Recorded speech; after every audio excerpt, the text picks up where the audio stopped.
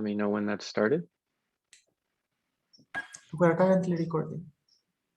Okay. Okay, great. So here it's 1 minute past the hour on the East Coast, United States, 1:01 p.m. I imagine in Athens it's, oh boy, is it like 7:01 at night or something like that? I'm not totally sure. But so good afternoon, good evening, and potentially even good morning to everyone who's joining us today. My name is Robert Senger, and I'm joined today by my coworker, Seelam Sitharami. We both work on cloud computing at IBM's research division in New York. And today we'll be co-chairing this session. We'd like to welcome you to the first Cloud at Micro workshop. And this is to stimulate discussions and research on future systems, on hardware and architectures for the cloud. So I'd like to start off by thanking our colleagues from IBM Research who helped with the organization of this workshop, as well as our program committee members for reviewing all the submissions, and our invited speakers and our paper presenters today. So this is the first time we're running this workshop. Why did we want to run this workshop at Micro? What are the goals for today? So many of us work on designing systems for cloud, and we have backgrounds in systems, in hardware design, even in HPC. Cloud computing has adopted legacy systems and hardware, and the architecture and designs of which were conceived without the knowledge of cloud requirements and workloads. You know, these architectures, many of them were designed decades and decades ago, long before cloud. As such, there is a mismatch between what cloud needs and what the hardware has been designed for. Evidence of this is that many of the cloud hyperscalers are now building their own hardware. And we wanted to stimulate the discussion in these areas to explore opportunities for future research and design of cloud systems. So with that as a very brief introduction, on the right side of this slide, you can see the program for today, what we have in store for you. And there are a mixture of 4 invited talks interspersed with 3 paper talks that will discuss challenges with cloud workloads and data centers and propose some technology solutions. Speakers will be promoted to panelists by Seelam and I so that they can give their talk. There'll be opportunities for Q&A at the end of each talk and during 2 dedicated discussion periods using the Zoom chat feature. If people need to step away for a break, you know, that's probably a good time to do that as well. We do have a tight schedule, so we're gonna have to keep an eye on the time.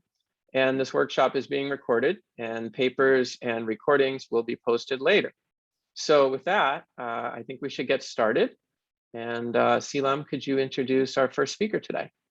Yep, absolutely. It's really my pleasure to introduce Lizzie John. Lizzie, a professor at UT Austin. If you're an IEEE micro community, she's not new to you. In fact, as her bio says, she is actually the editor-in-chief of IEEE Micro. So you guys should know her quite well. At the same time, she also works a lot on workload characterization, performance analysis, system performance characterization, and so on. So her view on the workload side, combining that with the microarchitecture, makes her kind of a unique person to actually give this keynote talk, because at the end of the day, we are building these systems for workloads. So understanding what those workloads are and what are the challenges in actually predicting performance at scale is a key to designing better systems. So our first talk will be on predicting performance of data centers at scale. Not everyone of us has a big data center. So does that mean, you know, we can't do anything other than these big hyperscalers? Not really the case. Lizzie is going to tell us some work her team is doing on building small systems and small benchmarks, but then you can use modeling and simulation methodologies to actually predict performance at scale. So with that, I'll transfer to Lizzie. Thank you for doing this, Lizzie. Thank you, Seelam. So it is my pleasure to be here and be talking about performance of data centers. And let me share my slides. Okay.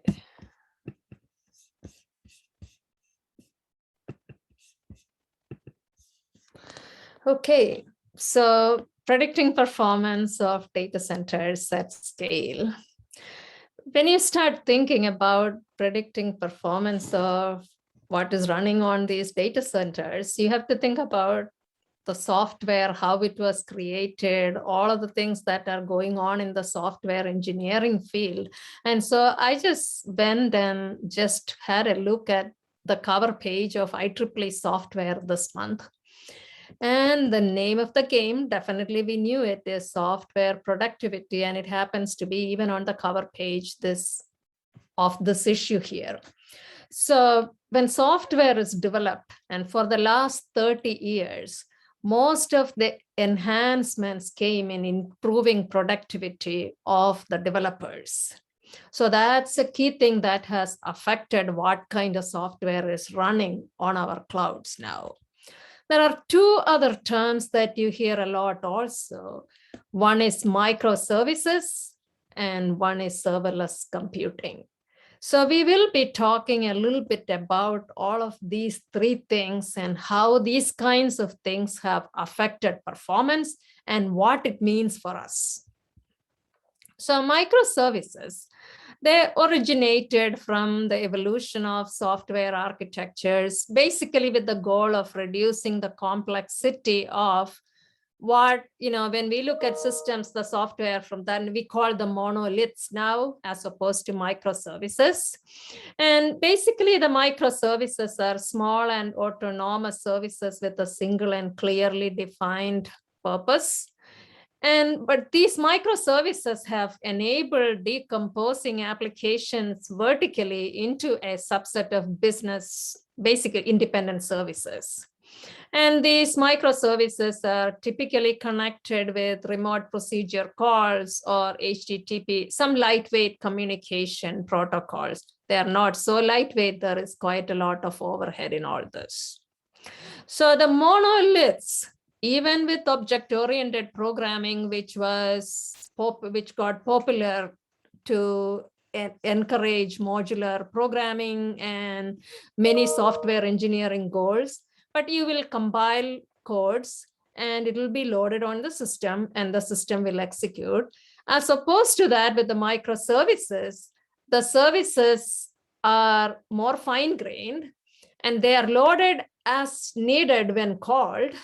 And there is this communication between them. Each of the services may be calling others to get other parts of the functionality done. They are very popular. These have enabled quite a lot of possibilities, whether in agile web application development or whether in, basically more fine-grained software development has benefited significantly from this. And there are many efficiencies that come from it, but there are issues we will talk about as well. So when you look at the last 30 years, applications have evolved from being packaged applications such as ERP, software with enterprise databases, to slightly smaller, maybe packaged modules put together in the 2000s, to very fine-grained composable units as of now, with all these microservices and a lot of interaction and communication between them. And so that is the nature of software right now. These are running on serverless systems. So there are servers that are running them. It is just serverless refers to this platform to efficiently develop and deploy applications without having to manage the underlying infrastructure. So developers can worry about their systems rather than the servers. And we can consider, or developers can consider, applications as workflows, distributed logic, interacting with externally managed data stores. But all of this means something for performance. The cloud provider will dynamically allocate the servers to the functions called a service on the serverless systems, but code is executed in event-triggered containers. So the function as a service, which proceeds in this fine-grained manner, it involves not just function as a service, there is the backend as a service also. For instance, things like Google Firebase, it's a fully managed database that can be used directly in the applications. And any task you want to compute, want to work on, especially repeatedly, can be coded as the function as a service, copying arrays, finding the max in a bunch of data, reading JSON and doing some processing on it. They all can be examples of fast functions. So a lot of things have changed in 30 years from those early monolithic systems to these microservices running on serverless systems now.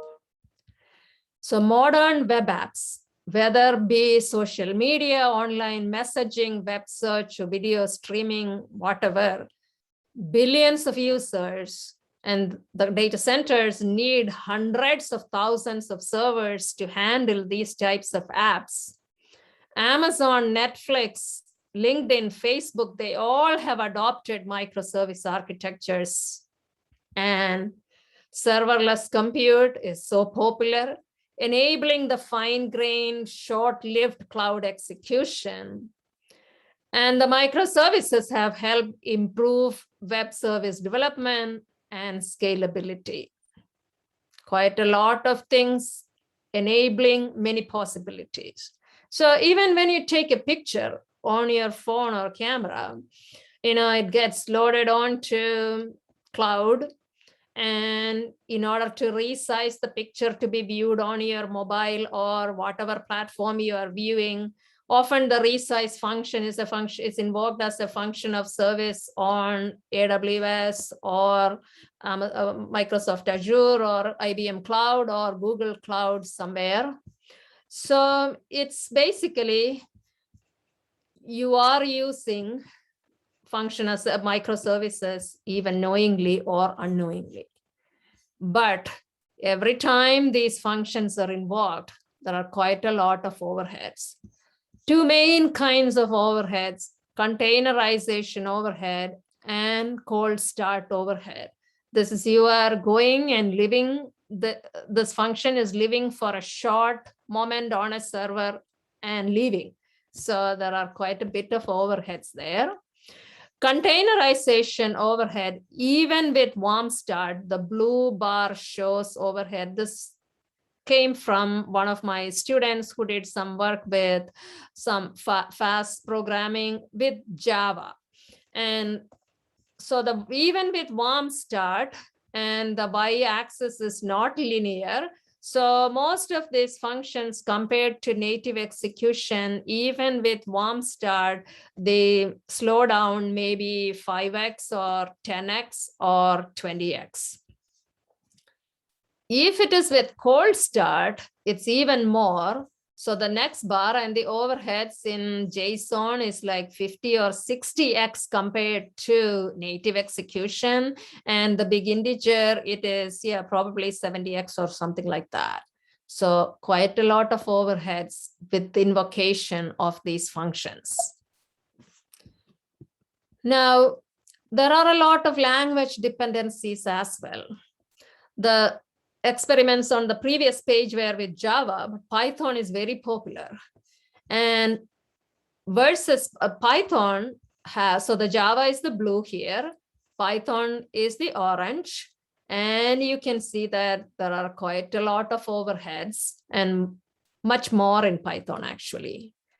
And Java had much more overheads 25 years ago, but optimizations that have happened through the decades have reduced the overhead. And so, but they all have a lot of overheads, quite a lot of slowdowns here.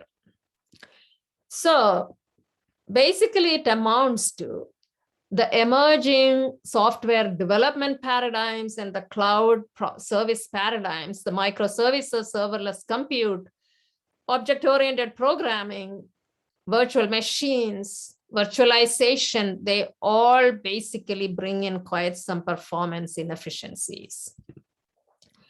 There are orchestration overheads to use these services. So upon receiving a remote procedure call, a microservice should do a bunch of things: IO processing, decompression, deserialization, decryption, before it can actually go to execute the main functionality. So to get your gift, you need to unwrap quite a lot before it can reach your gift. And Christina De La Metru and had this paper with, oh no, I'm sorry, actually, this is Sriram and Tanotia, that's the Facebook work. And IEEE Micro Topics paper this year, and it shows in ML inference, 40 to 60% of cycles are spent on these orchestration overheads. In web and caches, 65 to 80% of cycles are lost in remote procedure calls or other overheads.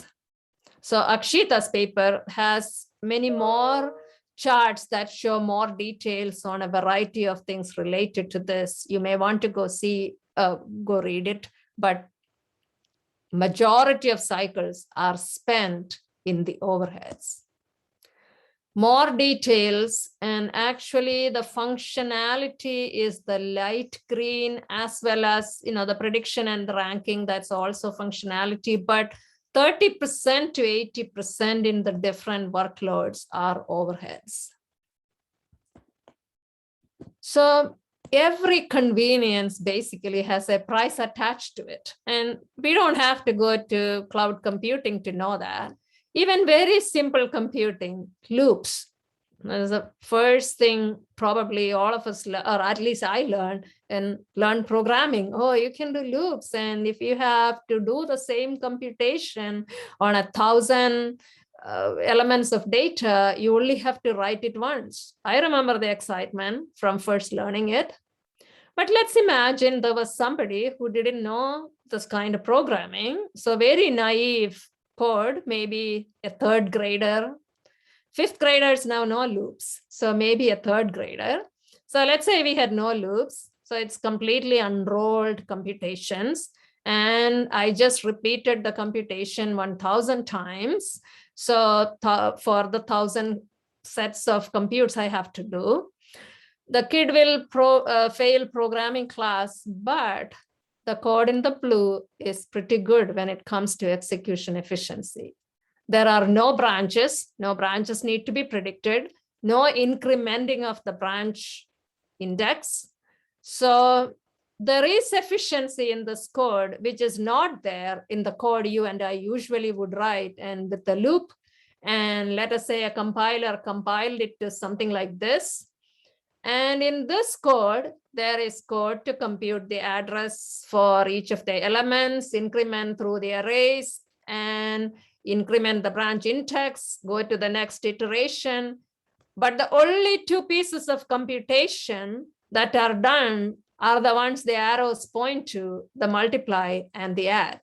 And we are talking the simplest code we could write, compiled, and we see that we bring every convenience, the convenience of saying that I need to do the 1,000 iterations of this repeated calculation. It is a convenience. It's a convenience I got excited with when I first learned it.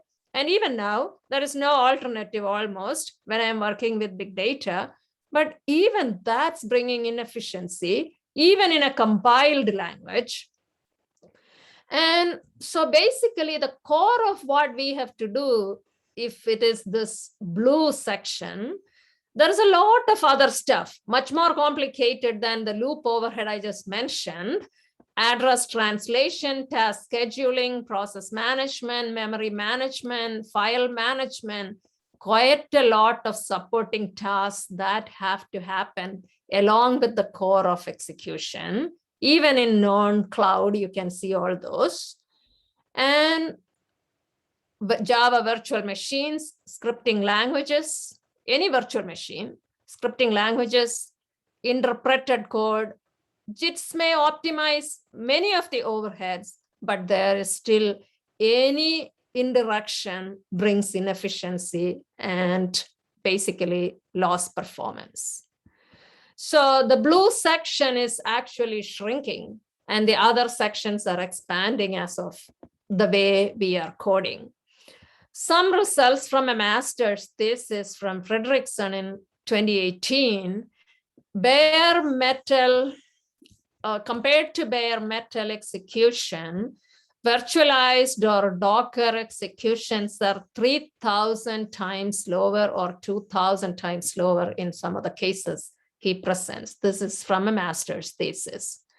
Basically, virtualization, containerization, big price. Performance is lost at each step of the convenience we are enjoying. And Christina's paper, Delimitru, microservices take longer than monoliths to recover from QoS violations. So the monolith is the green, the red is the microservice. After the QoS violation, basically the monolith recovered faster. Other problems, actually the single node frequency is still important, or single node performance is important. These yellows are violations, QoS violations, and there are more violations if the processor frequency is reduced. And if the query per second, depending on how much the query rate, basically you have, of course, more violations. And so Christina's, this paper unveiling the hardware and software implications of microservices, this is a topics paper last year from IEEE Micro. Performance is lost at each step of the conveniences we are enjoying. So I do a lot of performance evaluation and benchmarking. That's my passionate topic. And in some of the past work, I basically have taken original workloads and reduced them to more miniaturized, manageable proxies, distilling the frequency, distilling the important features and encapsulating them into this proxy workload. So basically you can think of, if you could study all of the characteristics of the original workload and can have a workload synthesis algorithm, which has a bunch of knobs. Each of the knobs pertain to the main characteristics or features that we want to capture and we want to embody into the workload we are creating. And it can be things like instruction mix, program locality, control flow behavior, parallelism, communication characteristics, data sharing patterns, whatever. And we did this several years ago, and not in the cloud context, but in any workload, even compile C programs. So you could create, because the spec benchmarks take forever to run on simulators, and we could create miniaturized workloads which could be used. They are very useful for pre-silicon models. So now, can we apply some of this philosophy to creating portable data center benchmarks, which are adaptable? So basically existing benchmarks, there are some, but they're not tunable. And you find that they fail to reflect the workloads which are a moving target at production data centers. You have to change the benchmark again and again, and that's very difficult. And also many production workloads contain proprietary pieces which may not be available for you to study, which may not run on your simulators, complicated software stacks that don't run, quite many difficulties. So can you create a tunable benchmark using open source resources and covering a wide workload space, adaptable to systems and portable? So same principle, can you capture the features of the original workloads, distill them and put into this proxy, and create clones for data center production workloads? And the type of stats that have to be replicated can be at different levels. Some at system level, utilization, DRAM bandwidth, memory transactions, network bandwidth. Some at microarchitectural level, cache, TLBs, branch mispredictions, pipeline stalls, retirement, all of those, or many of those. So come up with a portable benchmark for data center benchmarking. With these performance knobs, there are many more knobs as needed. I'm just mentioning a few number of threads or some buffer sizes, query rates. And based on profiling of applications or workloads, you get those features, and then this benchmark has the knobs, you can adjust them to create them. And if you can create something like that, it can also be used between platforms. So you can develop it on some platform, and even when the hardware changes and features change, you could basically adapt the benchmark to be stressing the new hardware to the same levels.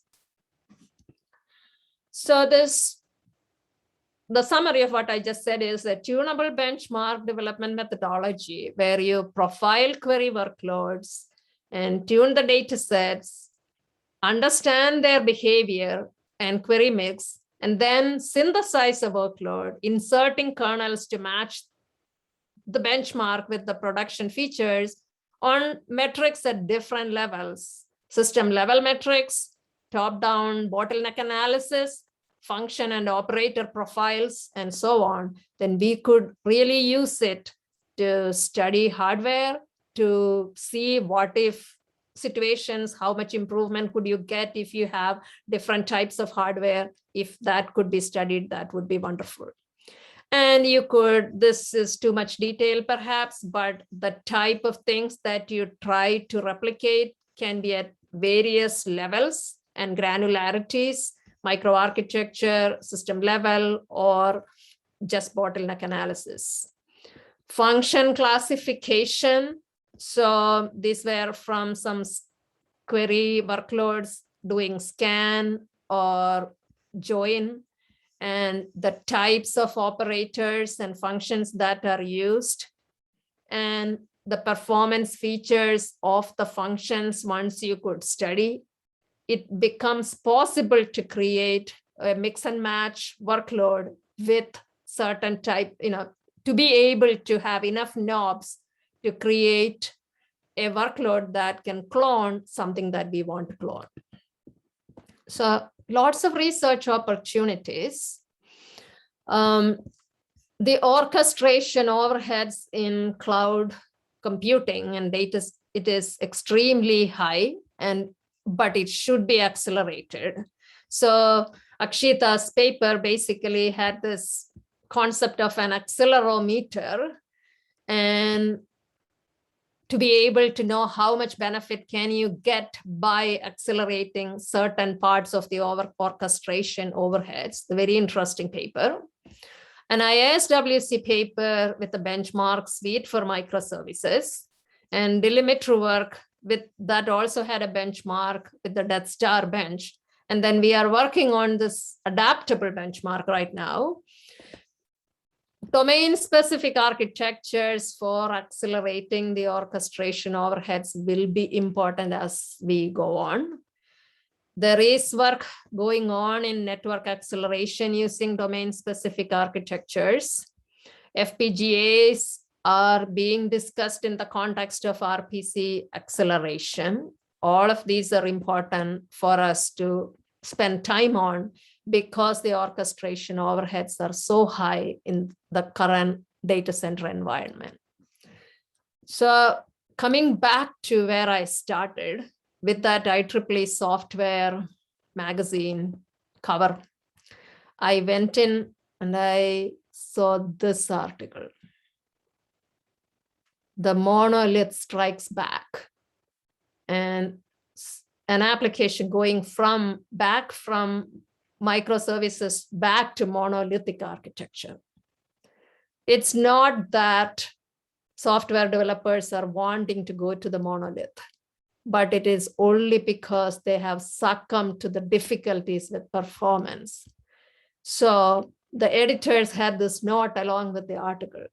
Modularity affects the entire software cycle. It's not only a development and maintenance concern, but also a deployment decision. The operator experience matters just like user experience and developer experience. So performance problems are serious, we need to solve it. Otherwise, there is no way to use microservices in an effective way. Some of you may remember this ISCA panel earlier this year. And at the ISCA panel, Chris Rowan, who was at Cisco, sometime in between, he is one of the co-founders of MIPS long ago, but he had a quote. A modern application developer does not think very much about instruction set architecture. They don't even think about the OS interface or the compiler very much. They are often working at the level of Python or JavaScript. They are invoking libraries, they are invoking cloud services, and how they stitch together, those stitch together is centrally important to what is the distribution of work that needs to be done. We architects basically should be thinking about this.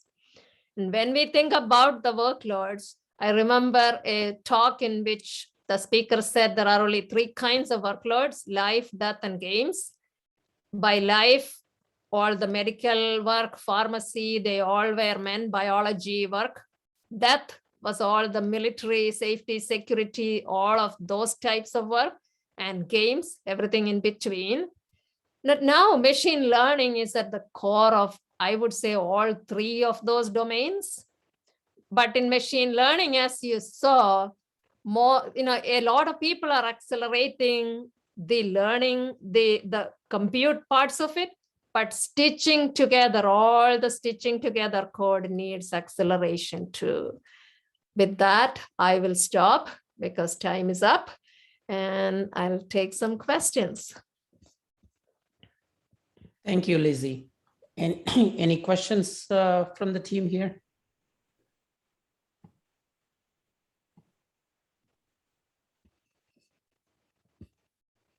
While we are waiting, Lizzie, I'll ask a question.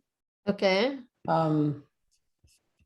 Yes, of course, the overhead matters, but a lot of, it has been always the case, right? When Java came up, people complain Java is too much overhead. Oh. But the productivity gains you get from these technologies seem to outweigh the overhead. It does. It does. That is why we keep using them. Right. Yeah. The productivity is the name of the game. Right. Because, there are so many humans are, even with this productivity, the amount of people writing code is very high. And I would say more than those who are designing machines. When we look at our students and what jobs they are getting, the software development, software engineering is a big field. Yeah. Yeah. So the question I was able to ask was, instead of thinking this overhead as a bad thing, does it make sense for us computer scientists to think it as an opportunity? It's an opportunity for us to build better systems. Yeah, I agree. I have, over the course of years, done many times. Any emerging paradigm comes, it's an opportunity for architects to improve it. Right. So for instance, when Java came, I had my PhD student work on this hardware interpretation of essential bytecode. So Java had 220 bytecodes, and 50 of them are enough for 90% of execution. So if you could speed up the 50 bytecodes, you can get quite a lot of improvement using hardware interpretation as opposed to that software interpretation at that time. So it's an opportunity. So the same at this point, all these cloud microservices and serverless compute, whatever the overheads are associated with the virtualization and some of these things, it's up to architects to basically look at the opportunity to accelerate in there, whatever are the bottlenecks. But of course, in order to know what the bottlenecks are, we need to do good performance evaluation and benchmarking. Yeah, totally agree. Thank you. Thank you for that excellent thought. Yeah, we do have a question in the Q&A. So Jaime is asking, at what point should overheads be considered part of the workload? Jaime, that is an interesting question. It is, even in that little loop I wrote, I could say 2 out of 10 instructions are actually doing the thing, but really there is no way to do the thing without the other stuff. So It is a part of the workload, but it's still nice to look at it to understand, is there a way to, or don't get fixated too much only on the computation. For instance, there is this other part which we commonly don't think of. It may not be the app main core, but it is all the supporting stuff that enables the main core to do its work. The supporting stuff also needs acceleration. That's important to know. So it's good to, maybe we don't need to degrade them, calling them overhead, but it is important to be aware of them and not be just fixated on the core part. Thank you. Great, thank you. So we're actually at time. That was a wonderful talk, and we do have some time later during the discussion if there are additional questions. I think you can continue to put them in the Q&A, and hopefully Lizzie can see those. Yeah, actually I am able to see, I'm seeing okay. it now. Yeah. Okay, all right. So we can do some like chat type Q&A. So I'd like to switch topics now and introduce our next speaker. We're going to hear from John Snyder on RDMA congestion control. It's only for the compliant. So John, great. I see you're already sharing. So please take it away.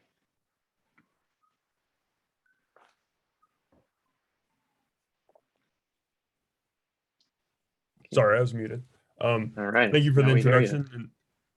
And thank you everyone for coming to my talk about RDMA congestion control. And we found that it's only useful if people choose to comply with it. So there are two trends in distributed computing that we noticed. One is the wider adoption of remote direct memory access networking, which allows applications to communicate without invoking the host operating system on either side of the communication. This leads to lower CPU utilization because the servers no longer have to run the kernel networking stack, higher bandwidth utilization because there is less complicated buffer copies, and lower latency because there's less software on the critical path.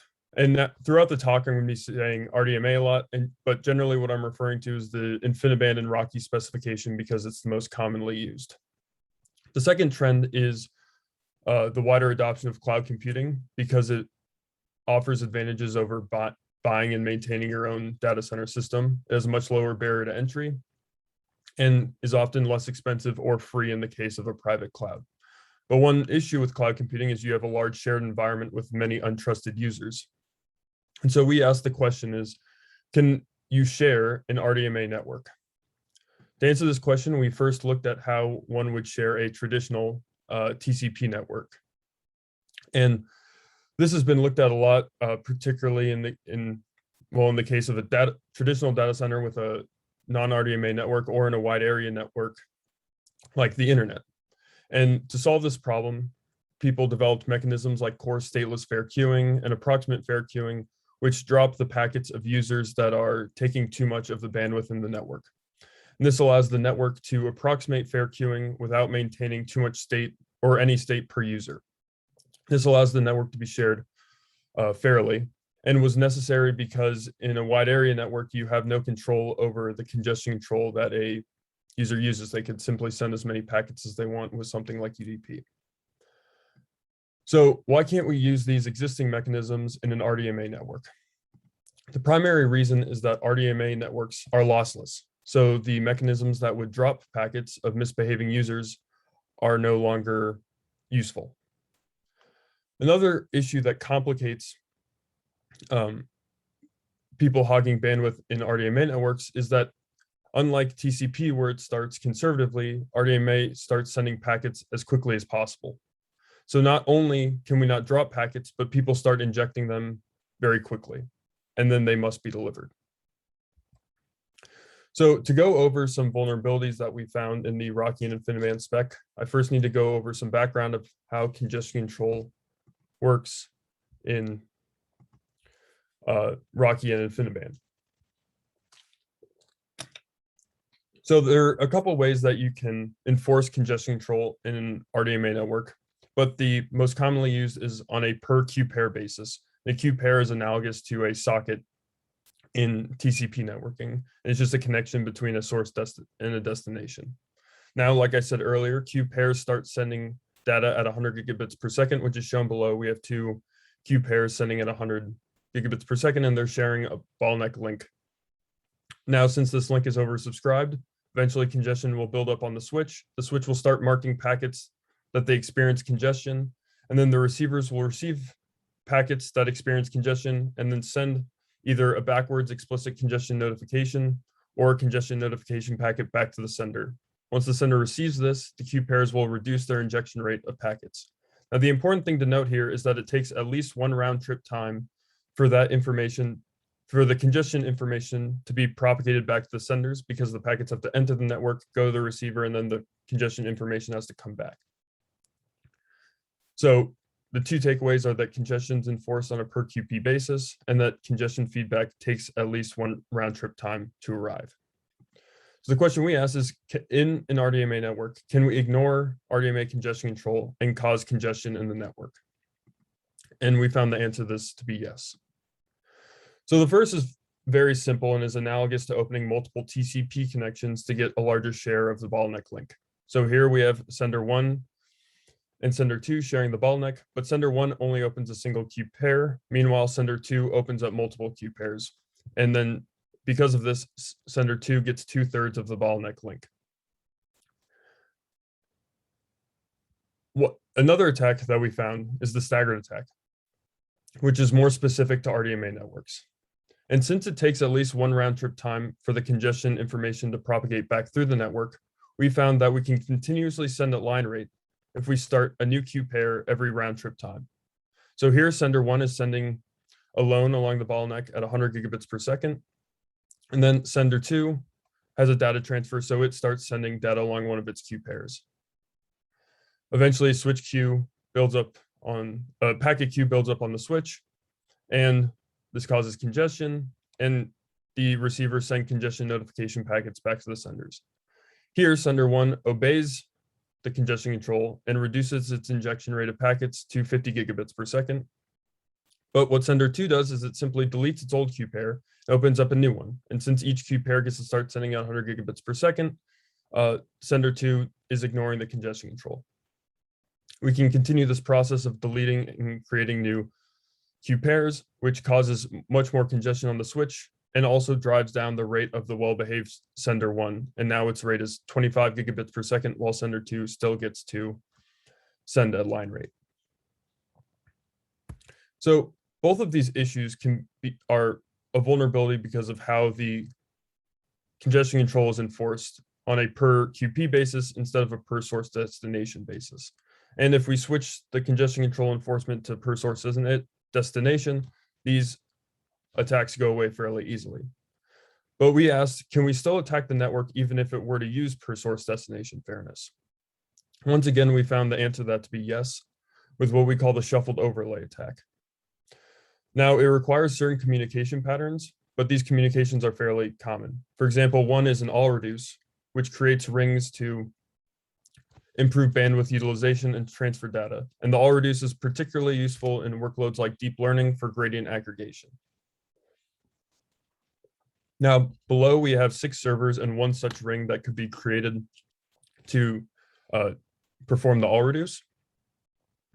And note that this is not the physical topology, but a overlay just for the communication pattern. Now, 1 sends to 2 and 2 to 3 and so on until the ring is complete. And if the network is experiencing congestion, what could happen is each destination sends a congestion notification packet back through the network so that the sources reduce their rate. But what a malicious user could do is simply change the ring that they're sending on. So instead of going 1, 2, 3, 4, 5, 6, they could change the ring to now be 1, 3, 6, 4, 2, 5. Now everyone has a new source destination pair. And since you get to start sending packets at line rate, you get to ignore congestion control. And the number of rings that you can create scales as the number of servers increases and goes where you can create n-1 rings if n is greater than 8. This issue is further exacerbated by servers using multiple NICs. For example, the new NVIDIA DGX A100 boxes have 10 200 gigabit per second NICs in them. And this creates more opportunities to make more source destination pairs where you could keep changing the source destination pairs and keep sending packets at line rate, thereby bypassing congestion control. So we showed these attacks in theory. Can we perform them in hardware? So to demonstrate this, we ran some testbed experiments with 4 servers, each with a Mellanox 100 gigabit per second ConnectX-5 NIC, which were connected to a single Ethernet switch, which we then connected to itself to create a dumbbell topology. And for the parallel attack, we used the InfiniBand write bandwidth test and made sure that the senders were sharing the bottleneck link as is shown below. So here are the results of running the parallel attack, where on the y-axis is how the bandwidth was shared between the attacker and the victim. And the x-axis is how many queue pairs the attacker opened, and the victim always opened only a single queue pair. And this shows that as the attacker opens up more queue pairs, it gets a larger share of the bottleneck link bandwidth. And just to show that this was due to congestion control, not some other phenomenon, we disabled congestion control in the system. And once we did that and the switch defaulted back to per port fair sharing, the attacker and victim got an equal share of the bandwidth. So this benchmark showed us 2 things. One, that opening queue pairs does in fact give an attacker more bandwidth, and also that our Mellanox NICs weren't following the InfiniBand and Rocky spec, because if they were, we would expect the attacker to get a much larger share of the bottleneck link bandwidth. For example, when it opens 2 queue pairs, it only gets slightly more than 50% of the bandwidth, and we'd expect it to get 2/3. So after a discussion with Mellanox customer support, we figured out a way to emulate the spec by opening each queue pair on a new IP address. And when we did that, we ran the same experiment, emulating the specification because we wanted to show the vulnerabilities in the spec. And when we did that, the results were much closer to what we expected, where the attacker gets a much larger share of the bottleneck bandwidth when it opens up more queue pairs. Next, we performed the staggered attack in our testbed. Now, the best way to perform the staggered attack is to start sending on a new queue pair every round trip time, so that the 2 queue pairs aren't sending at the same time, and thereby taking the bandwidth on the NIC. And also, since it takes 1 round trip time for the data to arrive, for the congestion information to arrive, and in a round trip time, we can send a bandwidth delay product number of bytes. So we start a new queue pair every round trip time and send bandwidth delay product bytes along each of those queue pairs.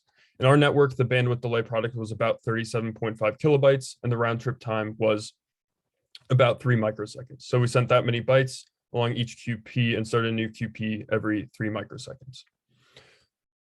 On the right is the results of how much bandwidth the attacker got. So the first staggered no contention is when we ran the attack with no competing flow on the bottleneck link. And this told us a theoretical upper bound on how much bandwidth we could achieve with the attack.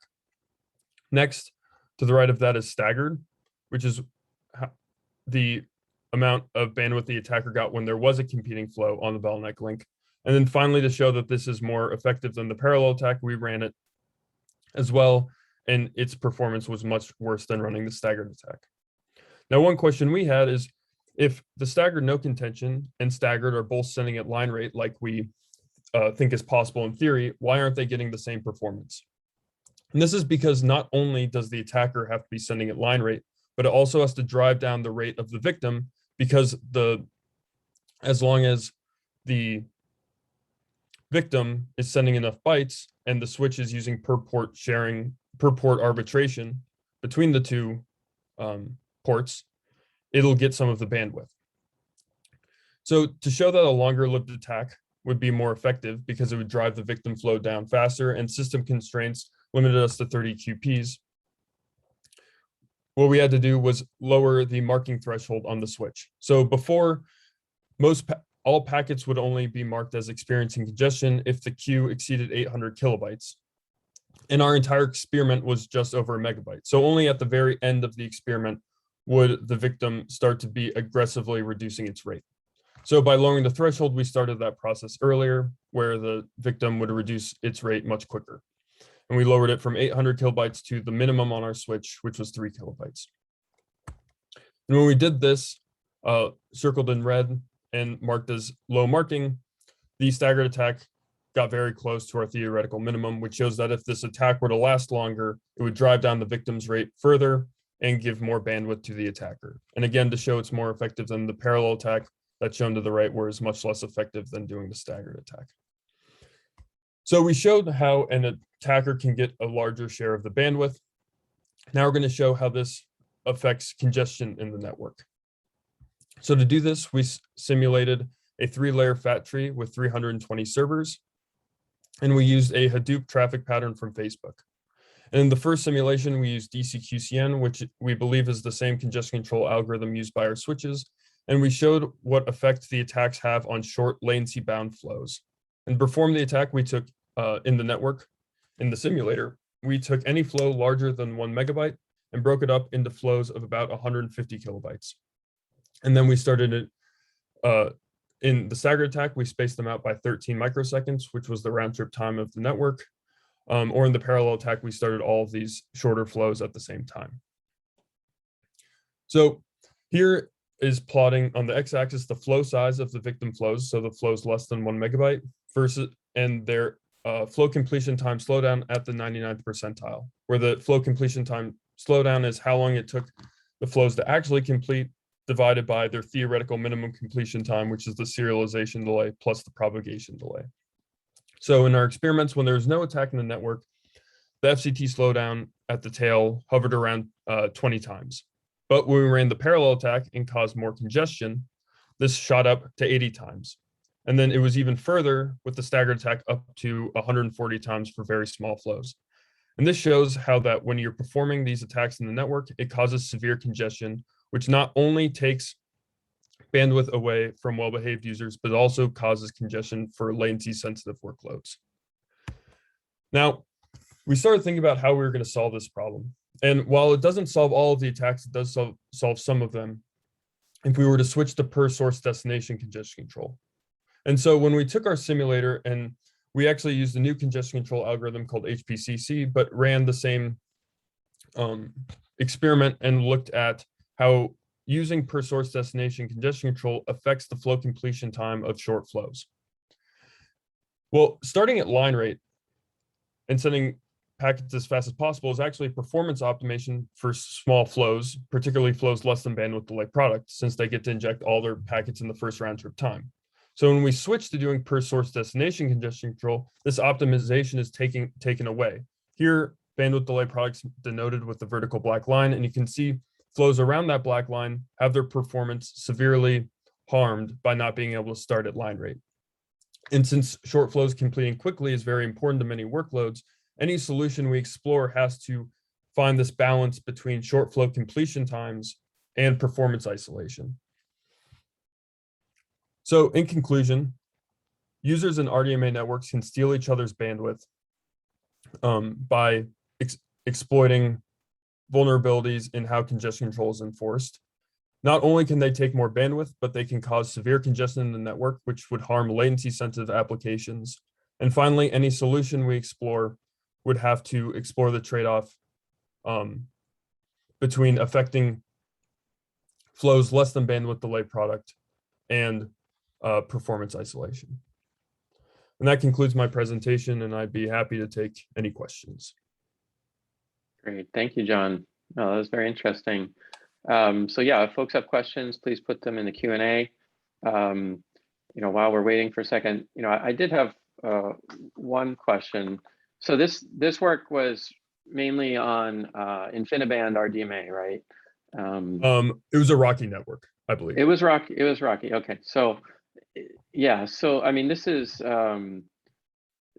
something that can be done in the cloud, right? I mean, this is where like users could potentially attack other users using this mechanism. I mean, chances are it would be, it wouldn't be advertent, but certainly this is potentially a denial of service type, quality of service type attack, right? Yeah. That you envision being like a real life scenario. Mm-hmm. are there other, have you thought about, outside of Rocky, are there other similar network attacks that you guys are thinking about? Because I think this is a particularly topical point, because everyone is sharing the network, right? And but not necessarily everyone is doing Rocky, right? Yeah. So I think the attacks we were exploring were mostly specific to RDMA networks. Like I said in the beginning, so in most networks, you can simply, if you can identify someone as trying to congest the network, you can just drop their packets. Obviously, in an RDMA network, since it's lossless, you can't do that. And in particular, like you said, it may not always be someone malicious doing this. It could be, right, if someone opens one MPI process per node, they're going to open one QP to the other servers. But if someone were running 20 MPI processes per node, well, they're going to open 20 queue pairs to each of their source destinations. And then that could inadvertently cause them to get more bandwidth than someone else. So to answer your exact question about, are we looking at how it could affect in other networks? No, but it would probably happen in most networks that have the characteristics we talked about, which is being lossless and starting connections at line rate. Right. And it seems that you discovered that that Mellanox, I think you said Mellanox may actually do something to mitigate this, because according to the strict specification for Rocky, this should happen, and you demonstrated that this can happen, but when you actually ran it, it seemed like it wasn't as bad as it should be, right? Yeah. So that was because they were indexing their congestion control table, which tells the NIC how many cycles to wait before injecting a new packet. They were indexing it by destination IP address.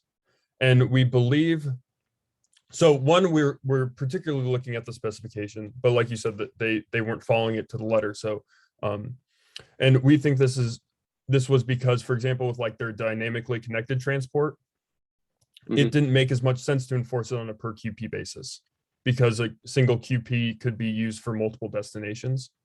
And this is true for other Q pair types like unreliable datagram as well. So that's why we think they were using a different way of enforcing congestion control. I see. Okay, great. Thank you. Any questions from anyone else? John, were you experimenting with Mellanox switches as well, or the Arista switches, or what's the switching fabric? Yeah, I believe it was a Mellanox Rocky switch. Mellanox.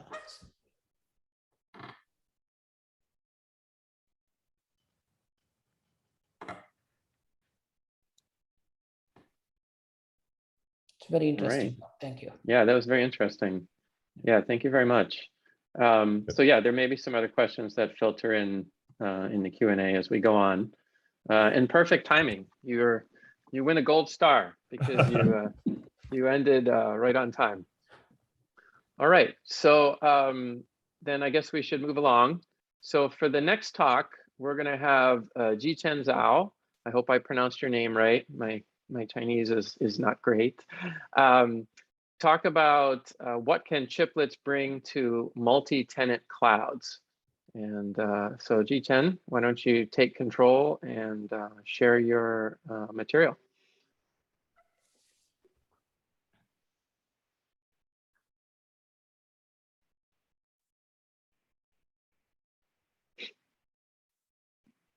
Can you hear us, Jichen? Are you muted? I'm sorry, I was muted just now. Yeah, Thanks for no attention. worries. Great. Okay, so my name's Jichen. This work is collaborated by University of Toronto and Tsinghua University. So I'm presenting a position paper work which relates to what can chiplets bring to multi-tenant cloud. Jichen, your slides are not showing up, at least for me. What others? Oh. You have to go to share screen, and then you can share a specific application, whether it be PowerPoint or Adobe, whatever you're presenting. There you go. Now we see it. Sorry for that. So,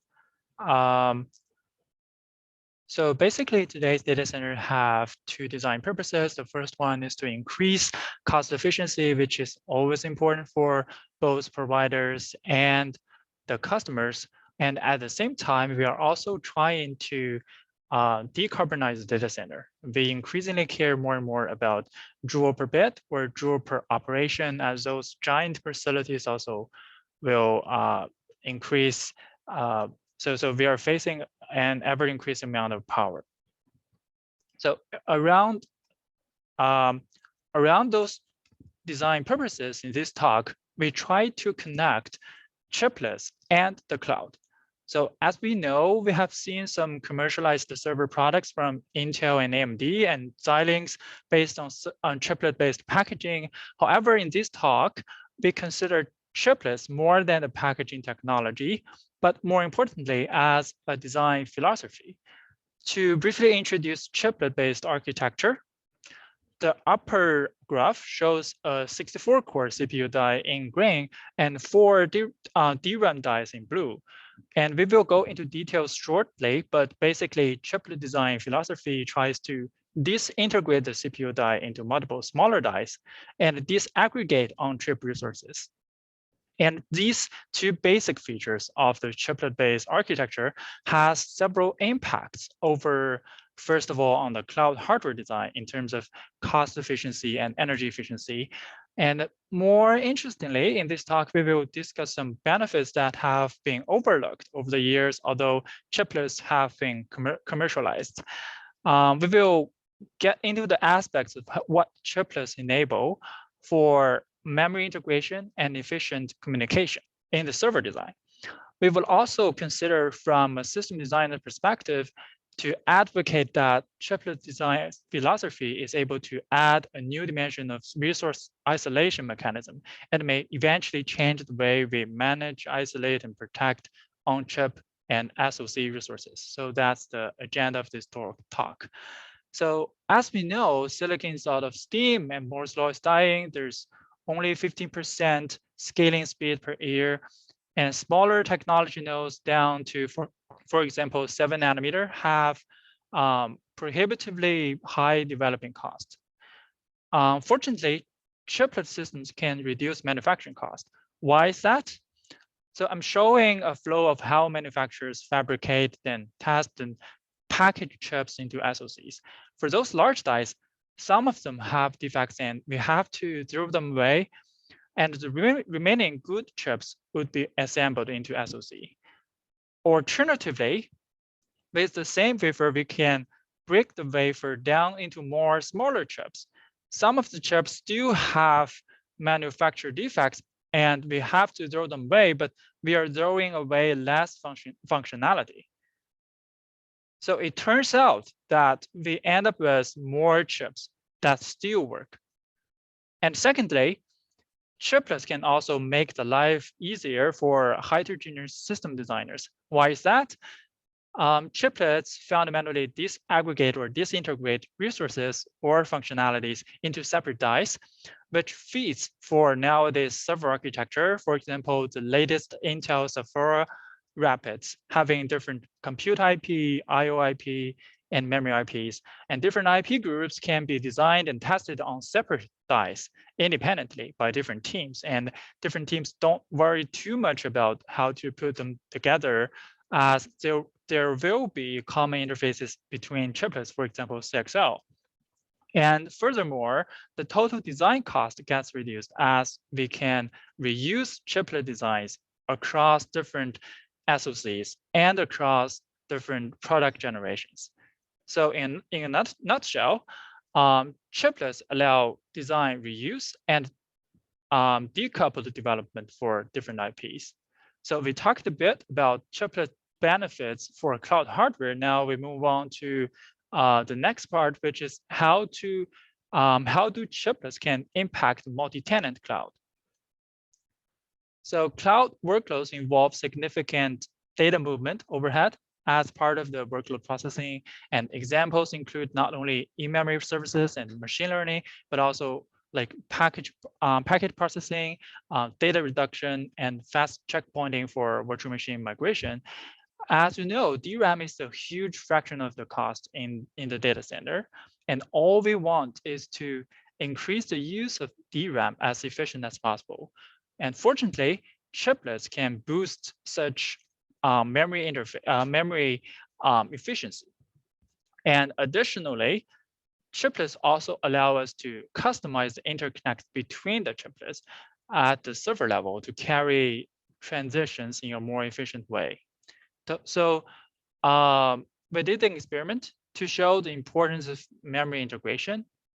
We simulated a setting where 256 tenants want to share an in-memory service whose data is populated in a remote memory server. As for the baseline configuration, we consider this architecture where a NIC receives the packets and then hands the packets over to the SoC where there are cores to process the requests. As shown in the graph on the right, there are two paths for a memory access to accomplish. The first pass is the green one. If the required data is somehow just being cached in the onboard DRAM, which is great for lower tail latency and higher throughput, otherwise it has to go through the purple path to access host DRAM to fetch or write the data. So I'm showing the results with the y-axis as 99th percentile latency versus the throughput on the x-axis. And it shows that with more tenants sharing the memory server, the throughput can be bounded by the memory bandwidth limitation of the purple path. And tenants contend for onboard memory in terms of both bandwidth and capacity, and they also contend for RDMA parallelism on the PCIe bus as well. And we need to find a way to solve that. So to overcome such memory bottleneck in the figure on your right, if you somehow find a way to make the logics closer to DRAM, you would get less energy cost and higher bandwidth for data movement. They actually have a way because of chiplets. So people are talking about die stacking memory, and now what's interesting is the 2.5D packaging. And as shown in the figure at the bottom, chiplets can make memory signals shorter between the DRAM die and CPU or GPU die through TSV and wires in the interposer. And chiplets can also make the memory signals wider than the memory bus because interposer is able to provide sufficient wiring in trivial overhead. As a result, we have closer memory from the compute perspective. And there's another aspect that chiplets make memories closer to compute. So we can integrate compute into coherent memory hierarchy. As an important example, CXL shown in this figure provides some coherent protocols under different configurations. And those protocols can be CXL IO, CXL cache, and CXL memory. Though it may take time to emerge, it would be efficient to enable coherent data sharing and reduce the overhead of non-coherent data movement, for example, through PCIe bus. And there is another benefit for server design in terms of considering chiplets for a variety of communication patterns. And designers should analyze them carefully now. They should try to localize short distance communication on each chiplet. And meanwhile, this architecture also opens up a lot of chances, a lot of opportunities to customize inter-chiplet interconnects. The magic here is due to the additional routing logics in the interposer.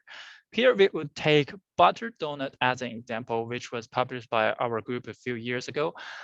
The goal of that specialized topology is for high memory bandwidth workload.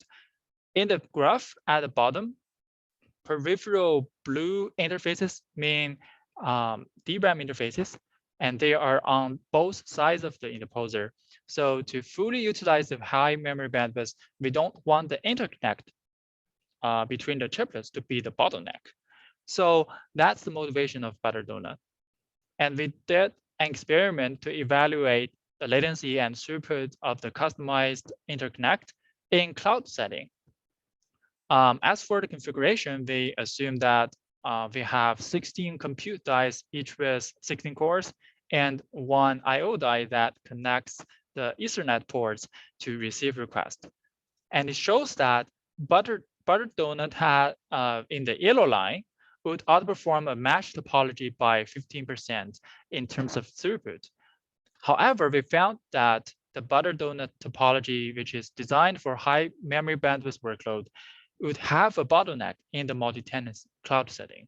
The bottleneck is that the interconnect is easy to be saturated because of the ingress-egress traffic between the I/O die and all the compute die. Therefore, on top of Butter Donut, we further add a separate factory interposer interconnect because there are sufficient wiring resources in the interposer, so the cost is low. And the factory topology is between the I/O die and all the compute dies. And eventually we can achieve 1.5 times performance improvement. And now we come to the final part. What can chiplets bring to system designers? So in multi-tenancy model, the challenges like isolation and security could be probably addressed by the chiplets because chiplets provide natural and physical isolation. From cloud model perspective, multi-tenancy especially cares about how to deal with workload isolation and security issues. And those design constraints are not new, but the importance of them should be elevated in multi-tenancy model because tenants share the entire software stack. Just to recap, the single tenant model allows each users to have their own application OS and VM set up in the sense that model works fine in terms of isolation with the help of hardware virtualization technologies, but would have some poor resource elasticity and transparency. Actually, single tenant model has been there for a long time, and it's the application developers and the cloud providers' job to tackle the inconvenience of resource management and programming.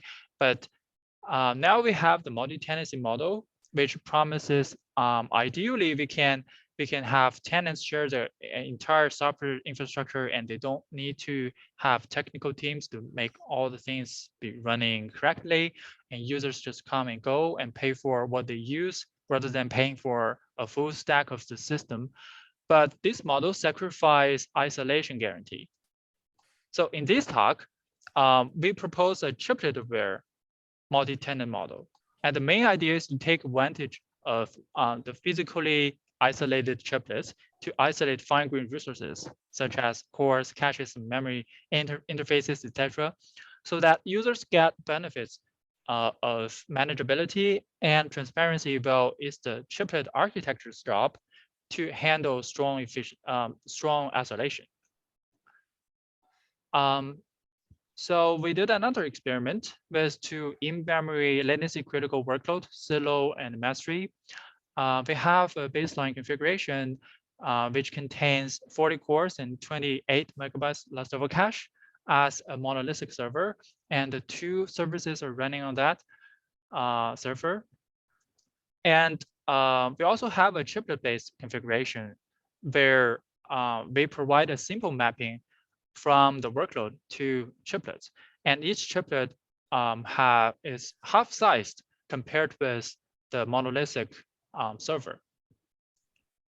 And here's the result. On the left, we can see chiplet-based configuration delivers pretty good tail latency around like several milliseconds. Well, on the right-hand side, for the monolithic collocation configuration, the tail latency drops significantly to about over 200 milliseconds. And the reason for that, first of all, because we have chiplets, physically isolated resources, the interference is removed. And there are also other reasons. So first of all, if you look at the configuration, the chiplet-based configuration has only half-sized last level cache compared with the baseline. So we have less cache, but our performance is acceptable and even similar as the workloads running alone. So that's because, first of all, smaller caches mean lower latency. And secondly, cloud services like Silo and Mastery, they populate their data in the memory rather than in less of a cache. So sacrificing a bit cache size does not affect the performance. And another reason is that because chiplets isolate memory interfaces so that we can reduce the memory interference, and we can also achieve higher memory bandwidth so that we can have more DRAM bandwidth to be utilized for instruction supply.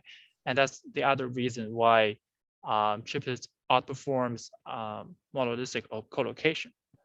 So the lessons we learn here is that, first of all, we just provide simple mapping from the workload to the chiplets instead of using some complex server management policies. And that simple mapping can compromise the management complexity. And secondly, we conclude that blindly increasing one type of resource, for example, last level cache in this case, does not help if interference still exists. So to conclude, we advocate that chiplets benefit across a full range of stacks, including cloud hardware design, server architecture design, and cloud system design. So for cloud hardware, it can save manufacturing costs because if you have smaller die sizes, then it means we have fewer defects per chip and more good chips per wafer, therefore increasing the yield rates and reducing the cost of manufacture. And chiplets can also reduce design costs by reuse and by decoupling the functionalities for different development teams. And in addition, chiplet design philosophy can improve energy efficiency through using DRAM as efficiently as possible and specialize memory and interconnect subsystems for many tenant usages. And finally, we advocate that chiplet can add a new dimension of resource isolation mechanism and may eventually change the way we manage, isolate, and protect resources. All right, thank you for listening. Yeah, thank you very much, Jichen. So if there are questions, put them in the Q&A. So there is one, maybe you can see that, but I'll read it to you. It says, what's the key difference between your chiplet solution and typical QoS solutions? For example, Intel memory bandwidth allocation, MBA. Mm-hmm. Yeah, that's a good question. So the figure or the experiment I showed is we don't use any of those resource management mechanisms provided by either OS or the hardware. We just co-locate latency critical applications together on the server. So the key point here is that we just provide a very simple policy based on from mapping one workload to one chiplet and the other workload to other chiplet, and that's all. And we don't program like system interfaces. And it turns out that we can provide like acceptable performance isolation and tail latency. So yeah, that's the key point. But using QoS mechanisms provided nowadays in available in current server architecture would definitely help, and they can be like orthogonal. And I think chiplet-based or chiplet-aware scheduling could be a complementary management policy in such server architecture.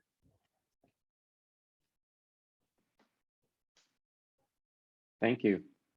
There's another question. It says, can you comment on the cost implications of chiplets, given that there's the extra cost of the interposer? Okay, yeah. Yeah, that's a good question because the main concern of using chiplets is about the interposer cost. And now I've read about a report. The number is like this. So given the same size of the wafer, if we fabricate that wafer to be monolithic, like more than CPU dice, it would cost about 5 times. So the cost is 5 times than if we fabricate that wafer to be interposer dice. And secondly, interposer size determines the cost, but the interposer size is determined by how many resources we want to put on. And the other point is that interposer provides a lot of new opportunity. Like you just said, for example, the wiring resources on the interposer is very low cost, and if you can take the advantage of those wiring resources, there is an opportunity to like compromise the entire cost of introducing the interposer, but getting other benefits, like reducing the communication cost or specializing some communication patterns by leveraging the interposers transistors. Great, thank you. Yeah, I think this is a very promising area. I mean, we see, all of the CPU vendors moving in this direction. NVIDIA's been doing this for a while with their HBM stacks and their GPUs. So I think, it's sort of inevitable, but I think chiplets open up kind of an interesting realm of exploration for composability of specific chips, if you will, for like specific workloads, like cloud type workloads, right? Which is a little different than in the past. So great, thank you so much, Jichen. Thank you. And good timing. So we're now at the discussion period of our agenda. And I realize some folks may need to step away and take a quick break. That's fine to do that as well. We have until 2:30 when we'll have the next talk. But this is basically for open discussion. I encourage people to put questions in the chat for discussion. If you raise your hand, I could try to let you talk. I've never done that, so it'll be a little bit of a learning experience for me. Yeah, the goal is just to have like open forum discussion. So. As we're getting ready for that, may I ask a question from Jichen? Go ahead. Oh, yeah, sure. One of the topics that comes up when we discuss chiplets is amount of power and latency associated with implementation with chiplets compared to monolithic. Have you studied that as well? Oh, you mean power and latency, right? So first of all, so chiplet is a compromise, I think, between a single die monolithic server and a multi-socket CPU. If we wanted to deploy chiplets in CPU technologies. And in terms of latency, it's much shorter than QPI latency. And it's a bit longer than network on chip latency, but the latency numbers as we simulated and as we talked with AMD guys is not very high. As for the power, I think the other concept is energy efficiency. I think that's the same concept. And because I think the main the main contributor of power is around the data movement. And in terms of that, interposer can definitely be consume more power than the monolithic die, because in a monolithic die, all the communications are on chip. But if you consider the entire power envelope of a server, and then first of all, if the communication pattern are usually localized, which means cores usually communicate with neighbor cores, and that means there won't be too much die-to-die core in a monolith in a multi chiplet system. So it really depends on the application. And also, as mentioned, it also depends on how efficient you build up your interposer-based interconnect. I think that's another point.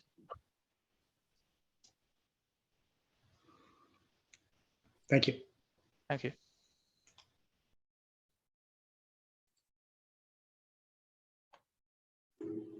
Rob, are there any other questions, or else I had a question for John. Go Go ahead, ahead. Paul. Hey, John, I'm putting you on the spot a bit here, but curious. I mean, especially in this workshop today, right? Is it the case perhaps that when we look at some of these protocols, you know, RDMA, what we want, the technologies like Ethernet just aren't the right thing? I mean, any thoughts on, you know, InfiniBand happened for a reason. Any thoughts on whether maybe it's time to try other things, or do we still have a lot of mileage in some of those underlying protocols? Sure.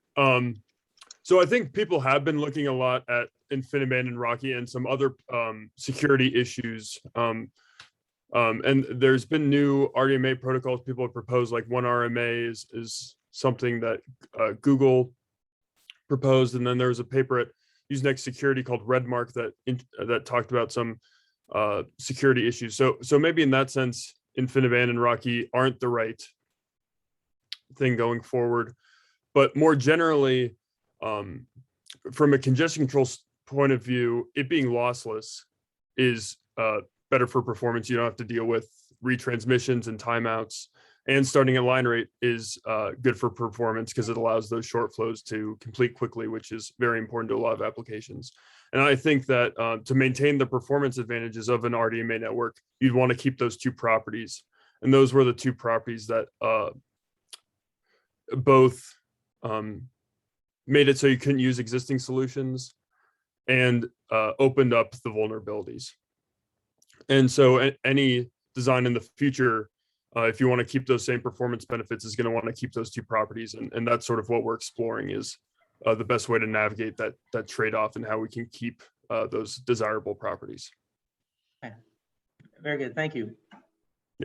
You mean one of the properties is lossless, John? Yeah. Jack, sorry. Yeah. Isn't lossless expensive in a, you know, like a shared cloud kind of environment? Could you expand on that? I mean, expensive in the sense, of course, you need the right topology. If I really want to truly lossless, means it has to be a fat tree kind of networking, right? Or I have to have some guarantee. And maybe I'll jump in with John. I mean, I think that lossless could be on many topologies as long as the protocol supports it. I don't know, Jack, what do you think? But you have to have some guarantees. If I'm saying it's lossless, then that means I can also accommodate all the traffic that comes in, right? Yeah, but I think that would be handled by the hardware protocols, either with credit-based flow control in InfiniBand or priority flow control. And I guess you could truly never have a lossless network because you'll have corruption and things that you have to handle retransmission, but it is very expensive, I think, especially in InfiniBand and Rocky. Right. Though I might say that as scale gets higher, and if you drop more and more, it may be more expensive to, you know, if the packet goes all the way through the network and then is dropped, rather than, you know, for some problem at the end, now you wasted all that resource on the path is just gone. And if that starts to get bad, pretty quickly lossless may look more appealing, especially with scale. Just a thought. Yeah. There is a question in the chat. Maybe this is for Lizzie. When benchmarking cloud microservices, function as a service applications, do we know if there are significant differences among applications frameworks in different cloud companies? Okay. I know that there are lots of differences, even I don't know with the companies whether there is that much. I would expect some, but even within the same thing, you have so much variation that this will, you know, that itself is pretty big already. But I do think some companies have their proprietary things in there, and there are variations. there is difference between every framework I have used and every option inside the framework you have used. If you are kind of naive and just uses it, you get something. And if for each thing you push, each flag you enable, each different thing you do, you get totally different things. While I don't know the answer to the precise question, I would expect there is so much of difference. Yeah, in general, what we see, at least in IBM, is different customers are at different points in this journey of cloud adoption. Same application, one customer may be using the same software that they wrote in Fortran 30 years ago. And there may be other customer who actually went and did a little bit of containerization and running now in containers. And there are others that actually went and rewrote that thing. And now they are using more modern languages. So same functionality, but now, with different computational requirements and kind of different requirements on frameworks and so on and so forth. So we see differences as well. Yeah, I also see, many very good young programmers. Of course, students are the ones I come across directly. They're very comfortable in doing and using new things, but they have no clue about the performance impact of any of that fancy stuff they do. So sometimes they do really loud, it makes it possible. Immediately they solve a problem, but there is a better way to do it if you are performance aware. So coding styles also matter quite a bit.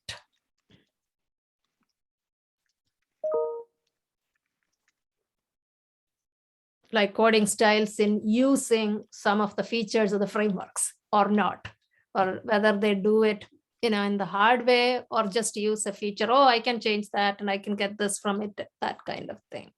So.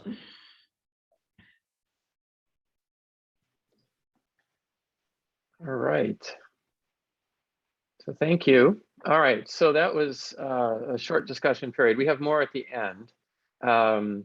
But we do have our next paper coming up, and that's on exploring domain-specific architectures for network protocol processing by Artem. I hope I'm pronouncing your name right. Artem, you should have the ability to share your material and also share your screen and unmute and talk. And hang on, Hello. I will promote Antoine as well. As your Thank you. Yep.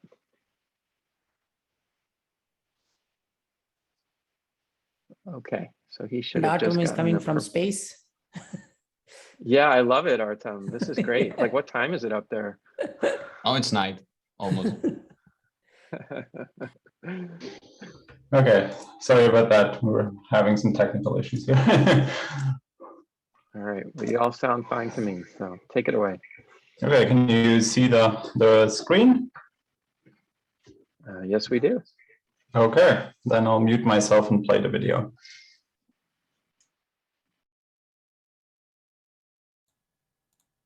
Hello, I'm Artem Agiev, and I'm a doctoral student at Max Planck Institute for Software Systems. Antoine Kaufman is my advisor.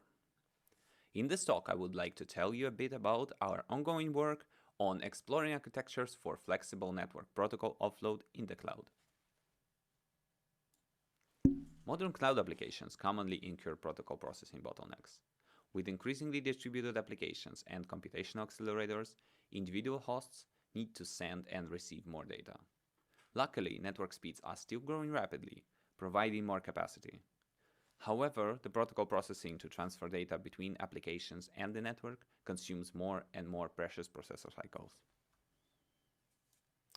At this point, you may ask, does RDMA not solve exactly this problem? With RDMA, systems communicate via memory-to-memory transfers implemented directly in the NIC hardware. And when RDMA is a good fit, these systems do great in terms of cost, performance, and power consumption. However, RDMA lacks flexibility to modify the protocol stack because of the fixed hardware implementation. And much recent work shows the benefit of different and often customized protocols and interfaces for different applications. Programmable SmartNICs provide flexibility but have other drawbacks. SmartNICs come in two flavors, multi-core NPUs and the FPGAs. NPUs perform well on highly parallel tasks and feature a familiar software programming model. However, they rely on parallelism across many cores for performance, a problem for the often inherently sequential protocols.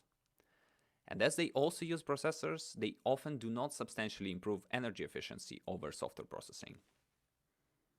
FPGAs are much more flexible and support a wide range of hardware designs, but this flexibility comes at the cost of increased chip area, which translates to high per unit cost, and lower clock frequencies compared to ASICs. So what is the solution? Is there a protocol processing offload architecture that is flexible, fast, and efficient in terms of area and power? This is the question we set out to answer, and quickly found that finding an answer is complicated. In the rest of this talk, I will introduce our ongoing work towards answering this question. We found 3 technical challenges while trying to find an answer to this question. First, design space for flexible protocol processing architectures is large and mostly unexplored. While there exist a few SmartNIC architectures, they only cover very specific design points. As a result, there are only few reference points for making design decisions. Next, even after picking concrete architecture designs, evaluating them is difficult. For evaluation, we need to measure the overall system performance and energy consumption under a real workload. However, taping out even a single design takes a considerable amount of time and resources. Comparing a larger number of designs by taping them out is completely infeasible. Finally, different architectures often support different subsets of protocols and offloads. Some may support fewer protocols, but with much greater efficiency. This introduces yet another dimension to the evaluation.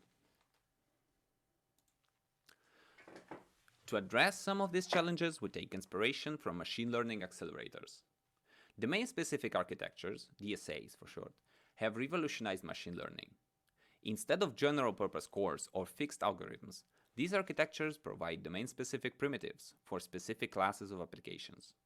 Systems like Google's TPU, on the right here, bring order of magnitude improvements for performance, power efficiency, and cost. But the second key element for success of these systems are domain-specific programming abstractions. They capture the algorithmic application semantics while abstracting away specific implementation details. A TensorFlow model can be compiled to run efficiently on a CPU, GPU, or a TPU alike. These abstractions decouple applications from hardware and allow both to evolve independently. We leverage similar ideas for network protocol processing in our framework, Kugelblitz. Here's an overview. We start with separate hardware architecture and protocol specifications that serve as inputs to the rest of our tools. From high-level hardware specification, we generate RTL for simulation and synthesis targeting FPGAs and ASICs. Separately, the compiler takes a protocol as an input and generates a runtime configuration for the provided hardware specification. This combination allows us to quickly generate real hardware implementations and determine which input protocols they support. Let's start talking about the hardware side. Here is the overall hardware architecture.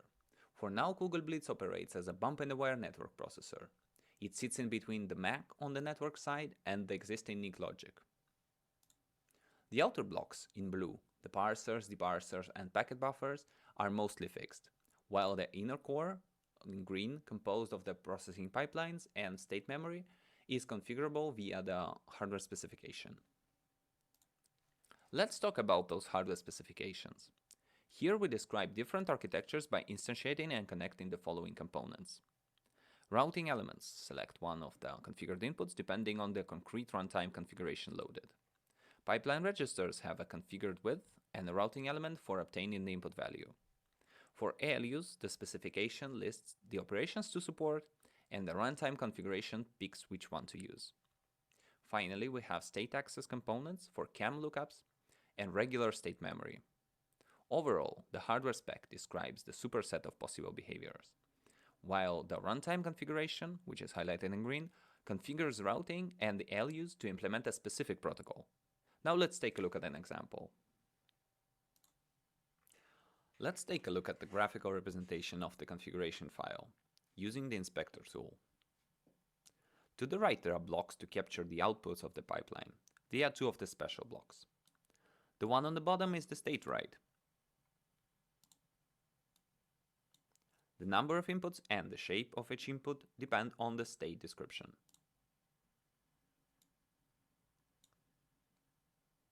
The one on top is the interface to the deparser. It has a large number of inputs because it receives the command and every byte of the prefix from the pipeline in order to construct the outgoing packet.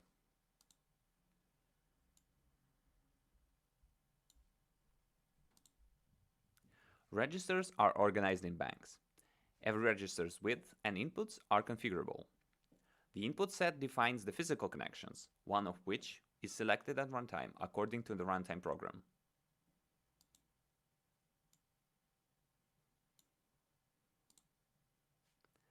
The ALUs are the main processing elements in the pipeline.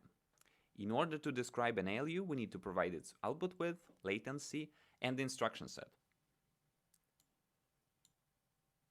Each ALU has its own instruction set. This helps to fine-tune the utilization.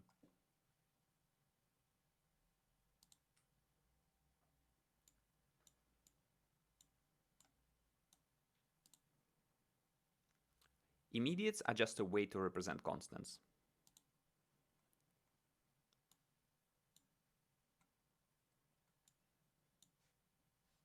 The inputs to the pipeline also come from a special block that interfaces with the parser. Naturally, its characteristics can also be tuned to match the requirements. The hardware generator then takes this specification and transforms it into RTL. This step is completely automated. First, we instantiate RTL implementations for each component and then connect them together according to the specification. Chisel proved to work great for this, as we can leverage general Scala features for metaprogramming while using Chisel as HDL. The resulting hardware definition can then be given to FPGA or ASIC synthesis tools or be simulated. Here is a concrete example of a protocol specification implementing a NAT with a checksum update. The gray blocks here represent constants, the green blocks represent arithmetical and logical operations, the purple and blue blocks represent special nodes, and the silver node to the right is a conditional. The operations to the top left verify if we are dealing with TCP/IP packet. The lookup table access and the state read on the bottom of the image get the pre-computed checksum correction for this flow. The arithmetical operations on top compute the new correct checksum, while the conditional decides either to forward the original packet or its modified version. The operations to update the other fields of the packet are not included for simplicity. Now let's switch gears a bit and talk about the other half of the story, protocol specifications. Here our goal is to capture protocol functionality at an abstract level, without binding to a concrete implementation choices. This allows us to efficiently compile protocols for a variety of hardware architectures. Our protocol specifications comprise two parts: state declarations and data flow graphs. The state declarations specify multiple lookup tables and array instances. Lookup tables are read-only for protocols and are used, for example, for flow lookups. Arrays can be read and written and can store flow state.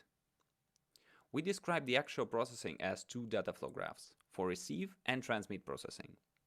Data flow graphs are ideal for our purposes as they only describe data dependencies without forcing additional ordering. They also directly expose available parallelism in the protocol and additional information such as the length of critical paths. Now let's have a look at the real protocol. Finally, we want to take an abstract protocol specification and use it to configure a specific hardware architecture. For this, we have designed a compiler that takes both the hardware and the protocol specifications as input. Our compiler first converts the hardware specification into a graph, and next it searches for a feasible mapping of the protocol graph to the hardware graph. The output is a specific configuration for each routing element and each ALU. Our current implementation of the compiler performs the search using a set solver, after translating the mapping into a Boolean satisfaction problem. Of course, this process may fail if the given hardware configuration cannot fit the protocol graph. To recap, we can now generate hardware implementations and map protocols to them, so it's time for evaluation. Here we run into the challenge discussed earlier. What we want to evaluate is really full system end-to-end performance. But even now that we are able to automatically generate RTL for different hardware configurations, taping out and fabricating each design as a chip is not feasible. All we can hope to achieve is to get as close as possible to this. We do this by combining 3 separate components in our evaluation. First, we synthesize the generated RTL with VLSI tooling to obtain timing and area numbers. Next, we plug our RTL into full system simulation with multiple hosts, simulating the full host, including OS and applications. For the simulations, we use timing parameters from earlier synthesis. We also collect simulation traces from end to end and for more accurate VLSI power analysis. Finally, we also deploy the RTL on an FPGA for testing in a real system, but with a lower clock frequency, to validate our simulation results. An additional question we want to answer in our evaluation is the cost of the flexibility that we introduce. For this, we have built an additional tool, the fixed hardware generator. This tool takes a protocol specification as an input and generates a fixed hardware specification. The fixed specification only implements exactly this protocol without any flexibility for runtime configuration. We can convert these hardware specifications to RTL using the rest of our tooling. With this, we can now directly compare the performance and area cost when comparing to flexible configurations running the same protocol. Finally, while much of this work is still ongoing, we do have some initial confirmation that all of this actually works. The main construction site at the moment is our compiler, where support for stateful memory is still incomplete. But fixed hardware specifications work correctly, both in simulation and on the FPGA. For both, we integrate the generated RTL into the random open source FPGA NIC. We simulate Google Blitz hardware designs as part of a full system using the Simbrix simulation framework, also developed in our group. In Simbrix, we run RTL simulations of the combined Google Blitz and Corandom RTL with QEMU and Gem5 and network simulators to simulate 2 separate hosts connected back to back. We have tested this with 2 relatively simple protocols, the net we saw earlier and the firewall. Finally, we have also synthesized and implemented the combined RTL on a Xilinx FPGA board and tested it in our physical testbed. To summarize, in this talk I have told you how we are using Google Blitz to enable effective design exploration for flexible offload. The key ideas in Google Blitz are to combine abstract protocol definitions with high-level hardware configurations and generate RTL from those hardware specifications and then automatically compile protocols for those hardware designs.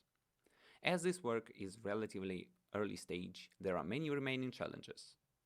First, using RTL generated from Google Blitz in VLSI synthesis tools to obtain timing, area, and power estimates, as Google Blitz ultimately targets ASICs. Next, we are interested in leveraging program synthesis techniques to enable more flexible mapping of protocol graphs to hardware, beyond one-to-one mapping. Finally, we plan to integrate a DMA engine into Google Blitz to turn it into a complete NIC.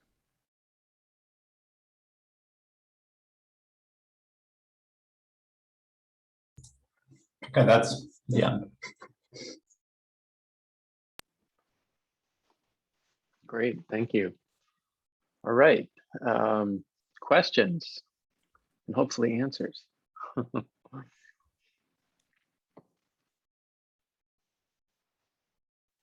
I know I have one.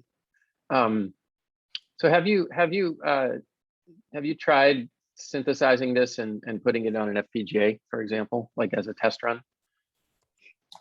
To some extent, yes.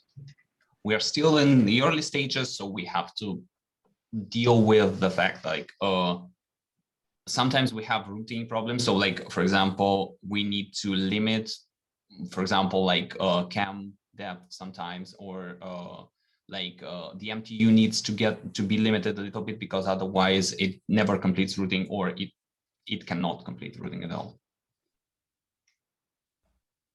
Okay, but ultimately you're targeting an ASIC type implementation, you said. Yes, because otherwise we already we introduced flexibility, so with FPGA we'll be paying for flexibility twice, and there is no real reason to deploy this on FPGA because it's already flexible. Yeah, except that ASICs sometimes are expensive, right? They can be quite expensive. What's the turnaround time to make one of these designs and synthesize it and implement it? Like, what do you think is the turnaround time? Much like I think the bottleneck here, usually it's like FPGA tools or. So it's really just the tooling. Yeah, sometimes, I mean, if we don't consider the development times, yeah, like our tools are quite fast. So I mean. Okay. Cool. Yeah, it's very interesting. Any other questions? Okay, I see one. Yeah, do you have any insights so far regarding the cost of this flexibility that you're trying to introduce? This is what are a the very pros hard and question. cons? This is a very hard question because like the main question here is how much flexibility do we introduce? Because like we have tooling to produce just fixed hardware. We can merge different configurations, so we are sure that they're running like two or n protocols. Then like, but then we can try to future-proof a configuration and try to say, okay, we want it to be more flexible than we really need right now, but then it really depends on the flexibility. Usually, if you're going for something very, very flexible, it becomes very expensive very quickly. Exactly. Yes. No. We've. I think a lot of us have dealt with that in some way or another. It's easy to add too many features, right? And another problem, sometimes you don't pay this only in utilization, you also pay it in performance. Right. So do you get any, yeah, so that's a good question. Do you get any estimates of performance as you're making this design? Does Well, the for now, designer we have any have estimate? only.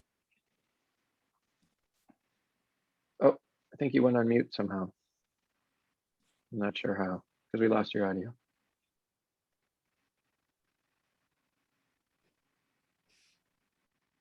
If he's not coming back, I can jump in. I don't know. Yeah, but I'm happy to jump in. So I think overall, yes. I mean, I guess that there's two pieces to this, right? Like there's the easy bit is just like synthesizing the thing and getting the number. Does it meet timing? Does it not meet timing? Right? And I guess if it was that easy, then a lot of what we did would probably not be necessary. But I guess the harder bit is really that a lot of this is about the end-to-end performance, right? And this is kind of where we started, right? Because ultimately we were expecting that you will end up with running part of the processing on the host CPU, right, and part of it on the NIC, right? Like you would with RDMA, right? Where so maybe some of the more complex processing for opening and closing connections and stuff like that would run on the host CPU, and other bits run on the NIC, right? Or you handle rare cases on the host, etc., right? And then it becomes complicated. I think that's where a bunch of the complexity came in, where we were looking at these end-to-end simulations, right? Because that really seemed like the only way of even getting close. So basically, what we were able to do there is actually take the synthesized RTL, no, not the synthesized, but the RTL, and simulate that at the frequency that the tool tells us it runs at, and like actually plug it into the full system as a PCI device, right? So we have that working with the baseline corundum, and then we can add whatever processing we want to add on top of that, and see, like we can simulate multiple hosts of this and see what the overall end-to-end performance is, right? With the offload enabled, with the offload disabled, and compare those numbers. Yeah, I mean, it's nice if you can kind of close the loop, right? You know, you have a vision for what you're trying to design, what you're trying to optimize in the hardware, and you do the initial design, you do some sort of performance estimations, you tweak your design, you know, you iterate, right? But closing that loop can be difficult, especially with all the different tool flows and workload simulations and all of that. Okay, great. So we're actually at time, but if there's more questions, we can keep going in the Q&A and later in the discussion period as well. Thank you very much I hope that Artem, you can come back from outer space safely and land back on Earth. So next we have an invited talk. We have Siamak from Google, who will be talking about some of the work he's been doing productizing new technologies for data center deployment. And I'll just give a quick little bio for Siamak. So he's the chief systems architect at Google, and he's been on the board of directors for CXL. He's also the server project lead on the incubation committee for the Open Compute Project, the OCP. And as chief systems architect, he's instrumental in development and evolution of innovative multi-node servers, computing elements, and technology initiatives in the areas of interconnects, storage, memory, hierarchy, and heterogeneous distributed computing. He also has over 40 registered patents in computer server architecture, design, and fault management. And today he's going to be talking about his many activities driving and productizing technologies for data centers through open standards and other collaborations. So Siamak, please take it away. Thank you.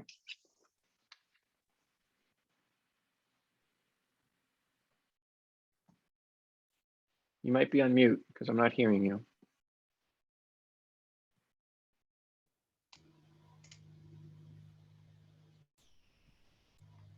Thank you very much for the introduction, Robert. Is this slide showing? Yep, I see it. Okay, very good. We had a number of talks earlier today, and they covered the workload performance and a few technologies. What I'm going to cover is somewhat extensive, but to the extent I can, I will go over the high level. I'll leave the slides for the audience to go into the details. What I'd like to perhaps touch on about the new technologies and how we can take them into production using techniques necessary for data centers, such as cloud data centers. So in high level, you guys know that technologies are going to be developed somewhat independently. Industry efforts are there, emerging technology are introduced by suppliers and technology incubators. We need to include a lot of software and mechanical structure to bring them all into what I have coined here as a flywheel, a combination of software and hardware and validation techniques to eventually take him to data center. This is basically— Hey, Siamak? Yes? Sorry to interrupt. Do you think you could go full screen mode? I think it just makes it a little easier when we get into the more substantive slides. I am in full screen mode. Is it not showing?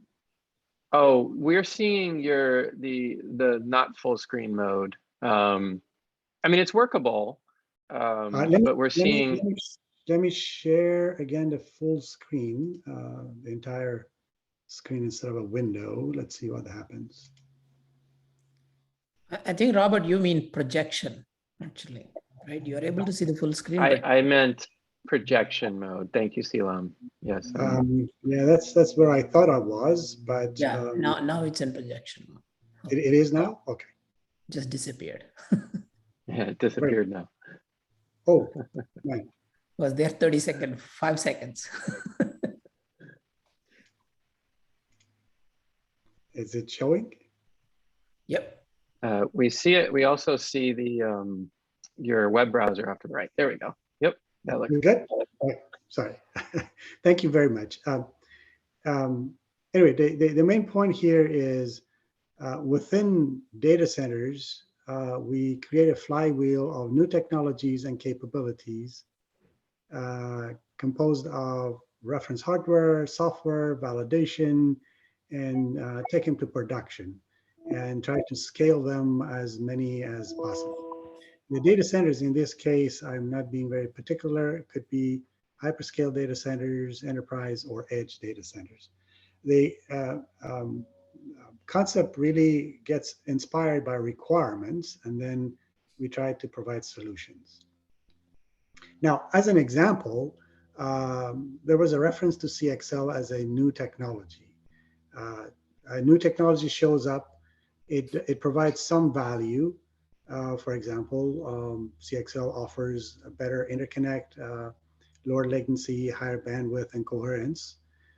It introduces techniques for doing better communication with network and memory and storage, and provides a mechanism for accelerators. So let's just think of that as a new technology being introduced. And the question is, how can we take advantage of it, and what do we do with it to take it to production? Basically, we have lots of fun. We just need to productize these things. In this particular case, it is important that the technology be accepted by many companies, not just a point solution. And as an example, CXL ecosystem is drawing support from a number of different companies. This broad engagement is the one that is necessary for a new technology such as CXL to be useful and productizable. But we also have requirements from our customers. When we move techniques and technologies and solutions to the data center, more and more cloud customers join and want to take advantage of that. And cloud customers are diverse, and they benefit from the fact that a large data center brings the solutions at scale, but they definitely have their own unique requirements. To the extent that a large data center can, we will take off-the-shelf solutions if they meet our requirements. But a lot of times they don't, and that's when we have to build solutions on our own. But that's not our first preference. The fundamental requirements for a large at-scale data center are the normal things. We need an integrated hardware and software solution. These solutions need to be useful, they need great quality. That's what our customers demand of us. Therefore, they need to be secure, safe, reliable, and highly available. From the operations of the data center, these devices and solutions need to be manageable, serviceable, and easy to debug. Of course, people have talked about performance. Yes, everybody wants to make sure the workloads run very well. And at the end, things need to be cost competitive on all aspects of power, space, and reduced complexity.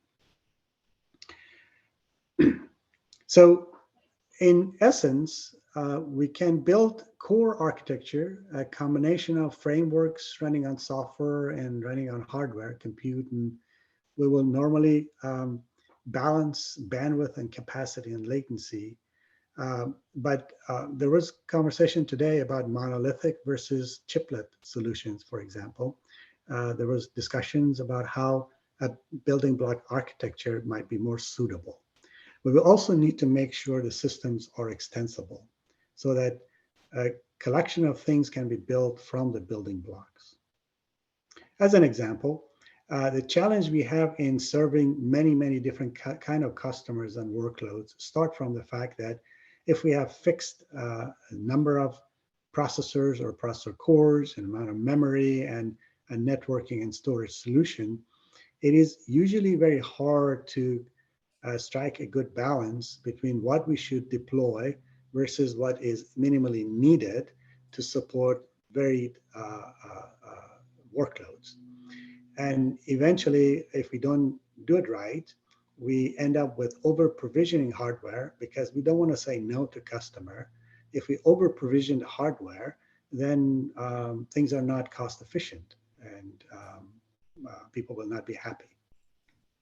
So as a technology, could we say that, for example, a new technology such as CXL will come and help? Well, specifically for CXL, the answer is yes, because it is coming up with a number of new capabilities for us. It creates different kinds of topologies. It allows us to build denser systems and therefore reduce the cost of deployment. It is providing high efficient SerDes and longer interconnects, and will let us build a modular system. And this modular system is a key that we can benefit from to build many different kinds of building blocks.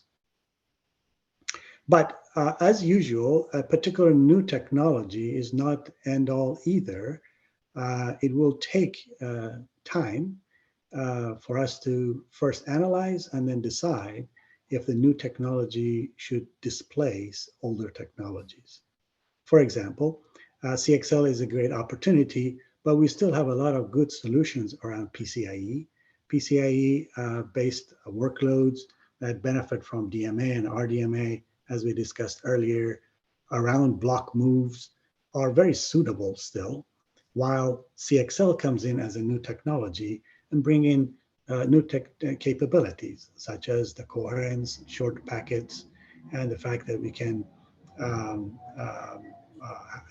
create an environment for concurrent accesses. So it is very likely that these new opportunities will enable new paradigms for the ecosystem to build on as well. So all in all, there will be a transition. Through that transition, we as data center people will need to manage new technology and old technology at the same time. But remember that all of those fundamental requirements of quality, efficiency, security will still persist. There will be a talk right after this that goes deeper in the security area. We eventually need enablers. The enablers could include a vibrant ecosystem of suppliers, of hardware and software and solutions.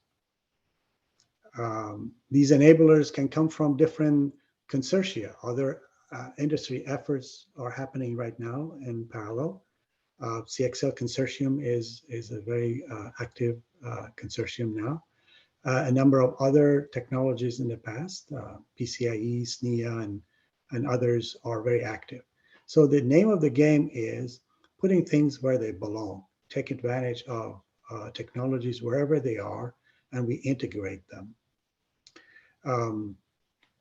So specifically for a new technology, we have to go from A to Z, basically, from fundamental infrastructure of software management, booting, security, fault tolerance, and built on it software to manage, do the orchestration, build device drivers, and run basically software workloads on them. All of those are still fundamental, and we do need help. We need enablers. We need you guys to help.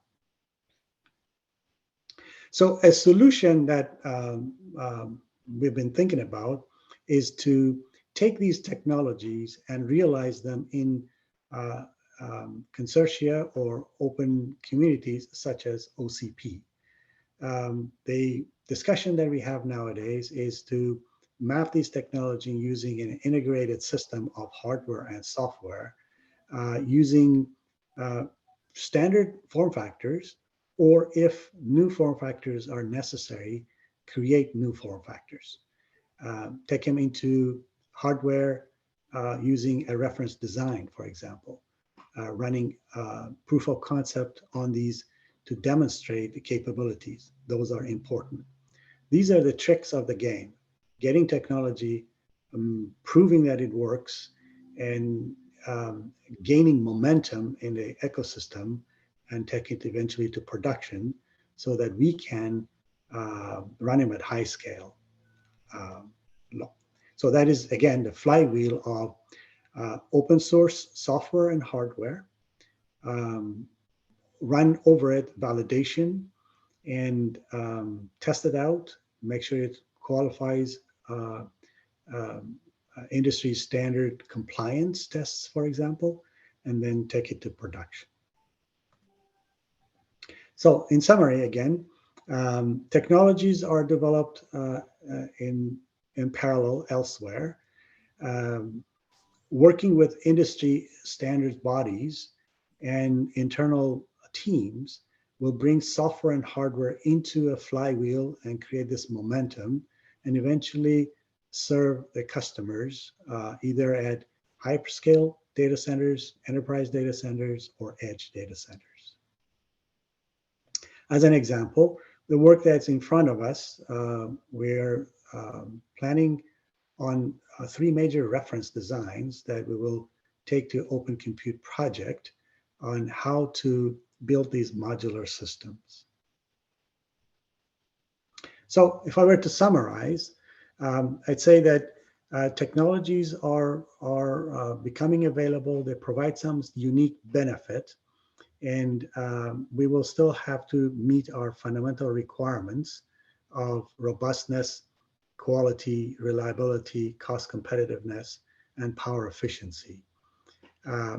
Taking these things into production will require a major effort from ecosystem. You as a community, along with techniques that we are taking to production using modular solutions, are really the enablers for this. As an example, the technologies taking to OCP, Open Computer Project, is an example of how we can benefit from the work of others in the industry. So I'll leave you with this thought that I did talk about running on coattails of giants. You are one of those giants, and you're the enabler into this endeavor that we're going. So please lend a hand.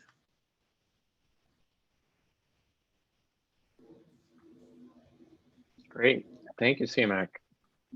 Yeah, I mean, I think that's really a key message is, you know, to get these technologies deployed, you need to work with these open communities, you know, in the industry and build that consensus, right? Without that, you know, all these technologies, they tend to get put on the back shelf, right? Or never see the light of day. So no, I think that's a great message, especially for cloud.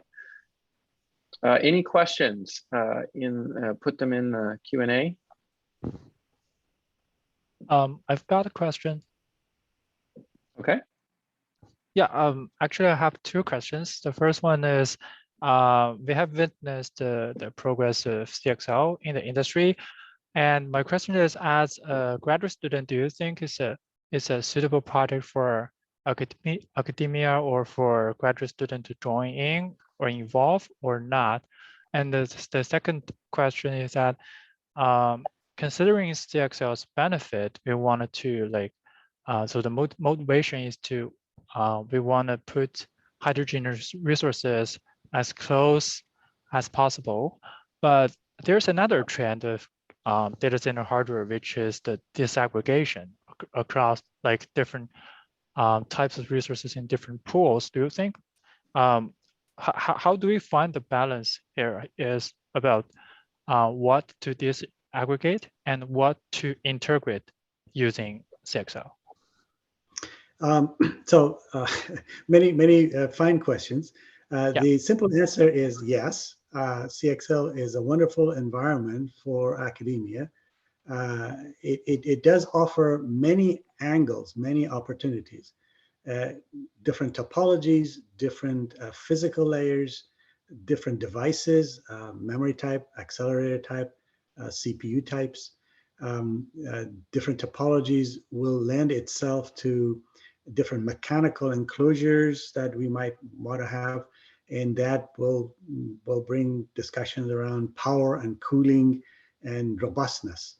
So every aspect of computer architecture will be available for us to test again against these new capabilities. And as far as heterogeneous, well, CXL provides an environment for not only CPU, but accelerators to be very effective.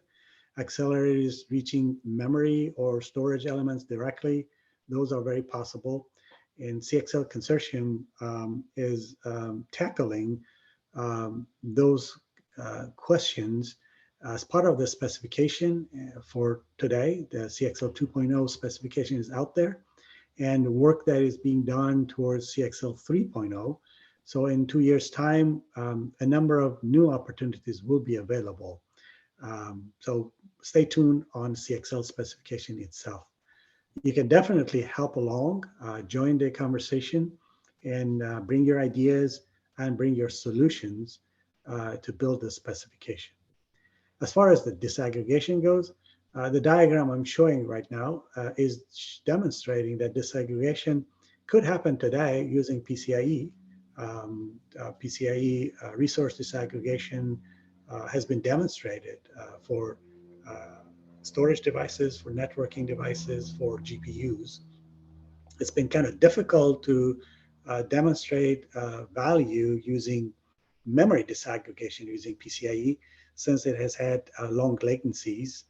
But CXL cuts through that, provides coherence and low latency using CXL.mem. So memory disaggregation becomes viable. There's a lot of work in front of us to actually make it, to productize it. But as far as the technology and architecture is being discussed, the diagram I'm showing below is definitely showing that memory modules having connections to multiple CPUs, each CPU having access to multiple memory controllers can create, in fact, a disaggregated computing environment. Other techniques that will enable this is just mechanical robustness, signal integrity to make sure these interconnects work well. So yes, there's a lot of opportunities right in front of you. Thank you. A very inspirative talk for me. Thanks. By all means. Thank you so much, CMAC. There's another question in the chat, CMAC, in the Q&A. Maybe you can take a crack at that offline, but I think we should move on. And if there's time at the end, we can also come back to this. Thank you very much. Thank you. All right. So next up, Paul, one of my colleagues here at IBM Research. Paul, please take it away. All right, thanks very much. Is my screen not sharing? Let's see. It's working. Oh, darn. No, it is or good. is not? It's good. Okay. It's good. Yeah. So the good news is, thanks for all the other papers and presenters before me.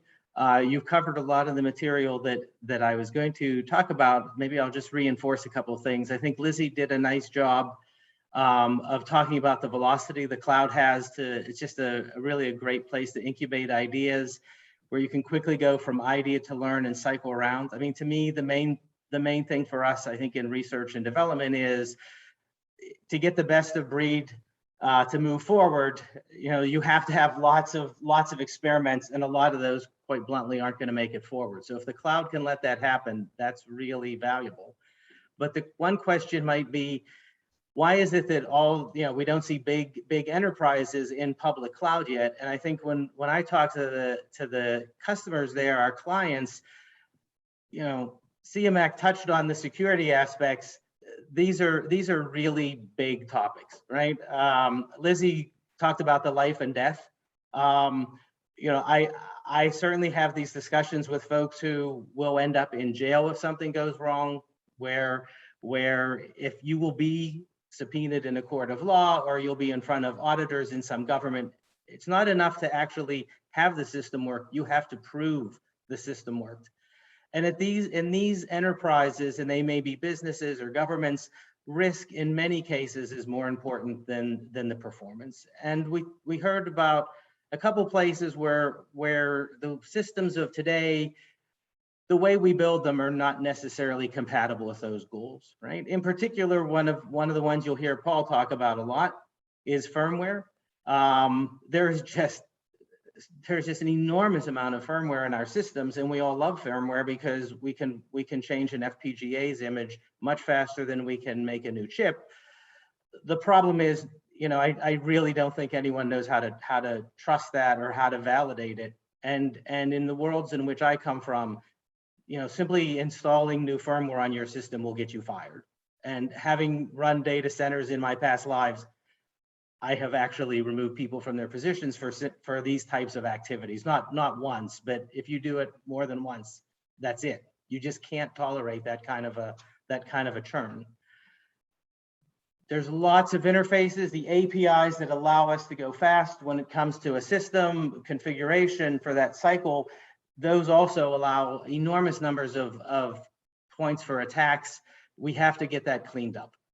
Devices that claim isolation in our labs, we've done work. I'm not saying that it's common, but it is not uncommon for devices to not work the way that they say they'll work or provide the services they say they'll provide. So for us, what I hear from our customers is trust, and then enough flexibility and security that we can get the velocity we want. But how do they trust the system? And for us, the reason we want to talk to you today at this workshop is it takes potentially years to develop things in hardware and the infrastructure. What do we need to do now today so that we clear that path to really allow these kinds of systems to be built, the kind of things that CMAC and others are talking about? How do we leverage those chiplets, things like that? So we have two main projects going on here in our building, in our team now.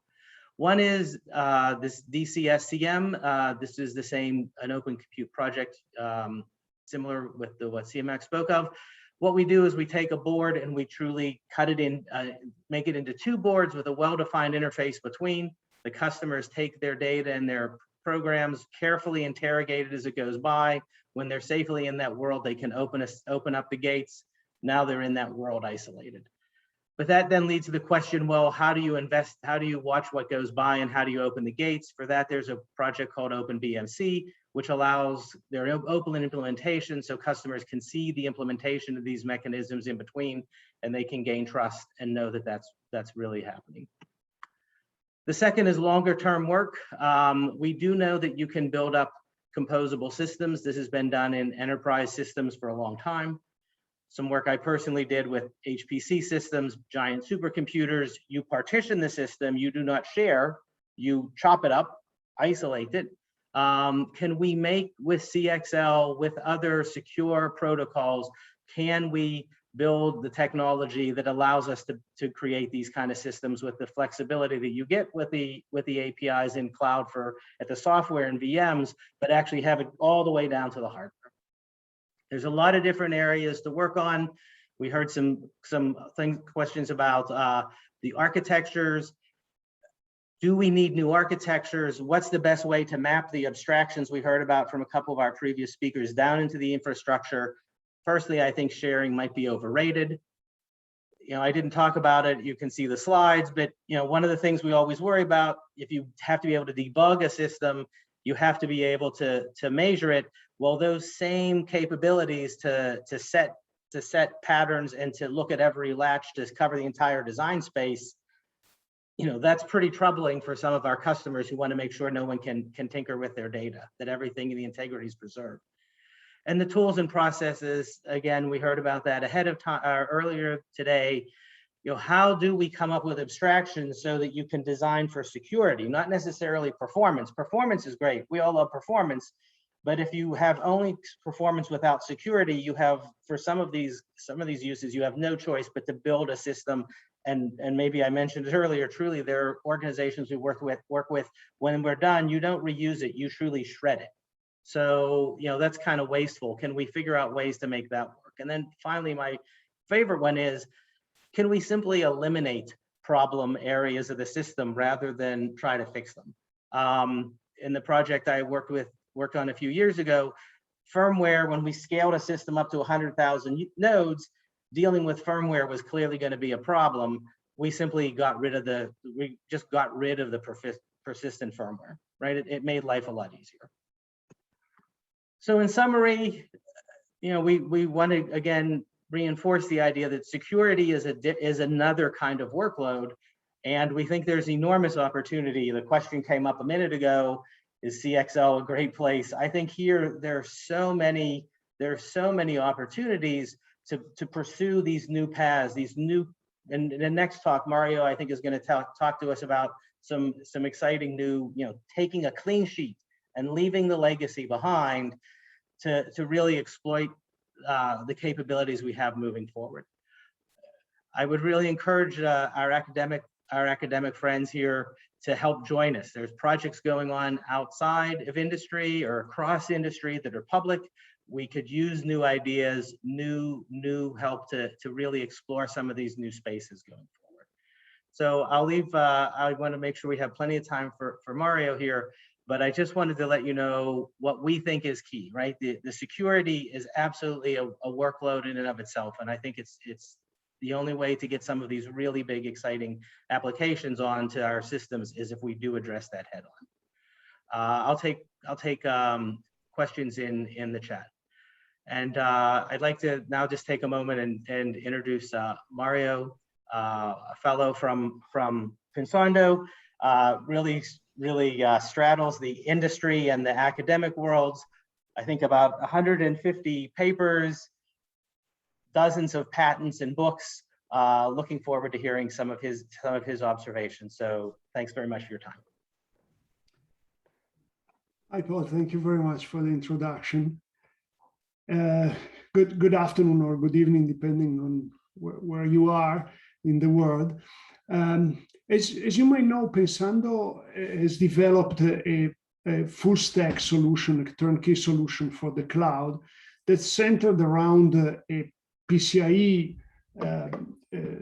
adapter, which we call the distributed services card, and which is actually a DPU. And so I would like to talk about what requirements such device have in order to be deployed in the cloud, and what are the implications on the design of such a device to address those requirements. And then I'm going to take the Pensando DPU, the distributed services card, and use it as an example on how those design decisions come together into an architecture, and how the various components of these architectures actually satisfy those requirements we started from. So, okay, let me immediately go ahead to why do we want to use data processing units, DPUs, in the cloud? Because in the cloud, in addition to the computing services that are really the ones that we are offering to the tenants of the cloud, we need to have a number of infrastructure services, networking services. We need to provide some sort of, for example, software-defined networking solution. We may need netting services. We might need load balancers. We have security services because we want to provide firewalling. We want to provide IPsec tunnel termination storage services like NVMe over Fabric, and observability. We want to enable the cloud provider to collect telemetry, but also tenants to collect telemetry to possibly capture their traffic. And so all of these services traditionally are executed on the CPUs of the hosts, which are valuable resources that are being used for in fact, infrastructure services rather than the end service that is offered to tenants. So it is appealing to be able to offload those services away from those host CPUs. And this can be done using custom hardware. Some service providers have designed their own custom hardware to do that, or by using data processing units or DPUs. And using DPUs not only is going to enable us to free those resources and reuse them for the actual services we wanted to offer, but also enable new opportunities. For example, offering bare metal as a service, because at that point, all of the infrastructure services don't depend anymore on having software, on the cloud provider having software running on the host.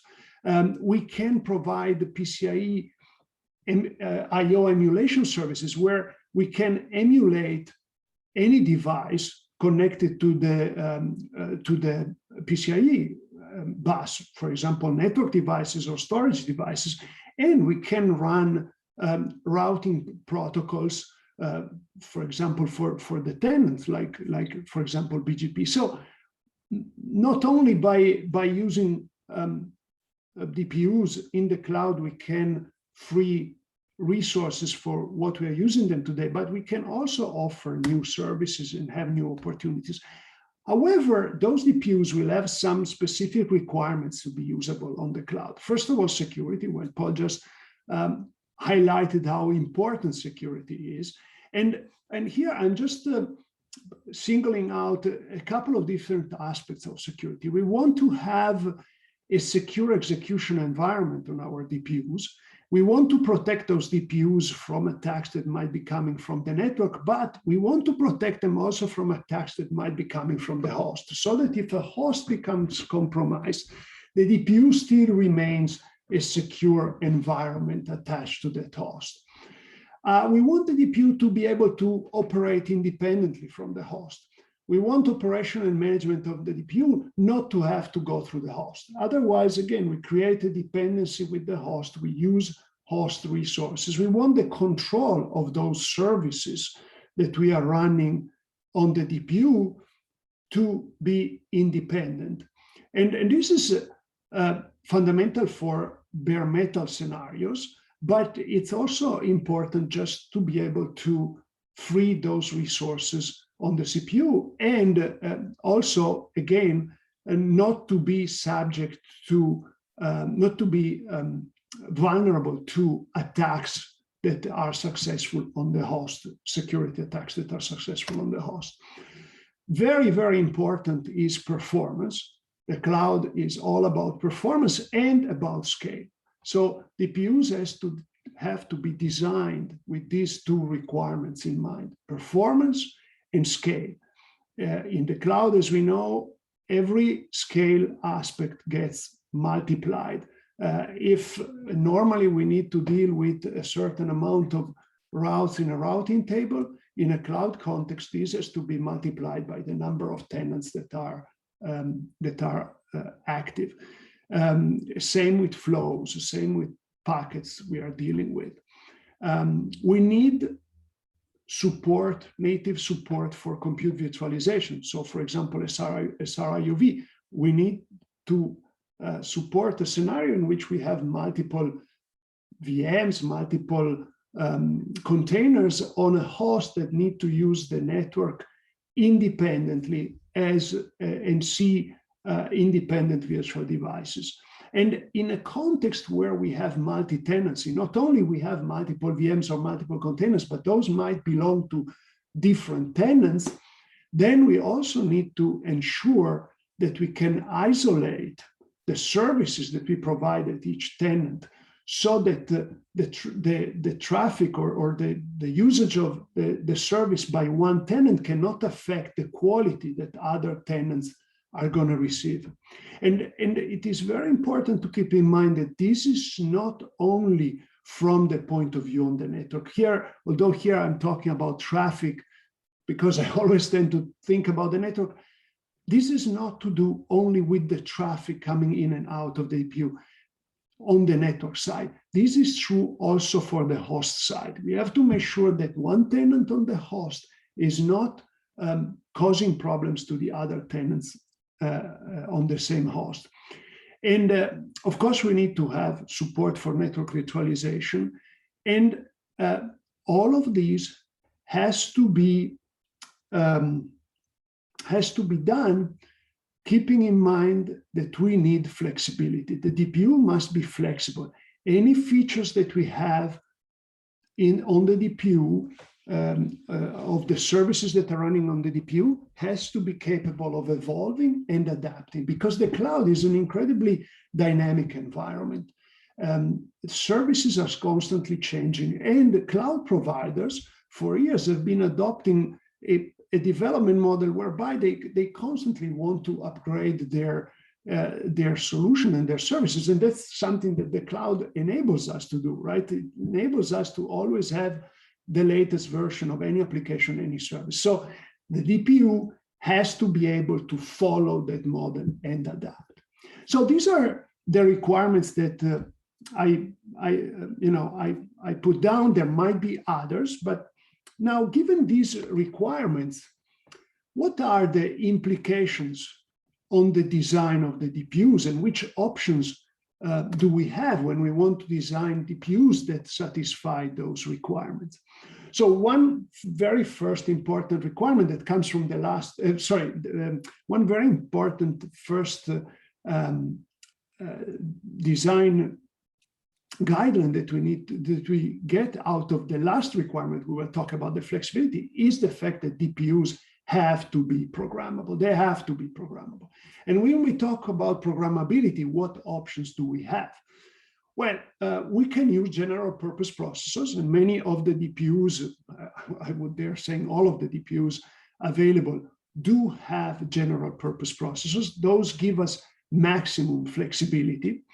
But we might also want to deploy some application-specific processors, because application-specific processors are going to enable us to satisfy one other important requirement we'll talk about, which is performance.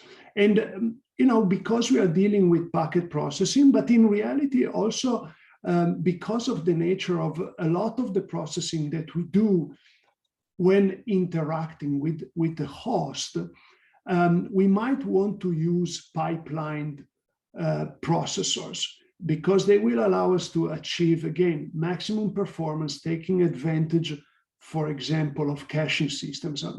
I'll talk more later about the importance of a caching system. And, both general purpose processor and application-specific processors have their advantages, but they also have their limitations. So maybe the best solution is to use them in a combination. And although programmability is important, this doesn't mean that we might not want to also put in the mix a little bit of specialized fixed function hardware for those functionalities that are particularly resource intensive and that are better handled, especially again for performance reason, by a specialized fixed function circuit. Another important design aspect is security. Security has to be built in. And, if you look at the requirements I was talking about before, there were two requirements that have to do with security. One is the requirement of secure execution.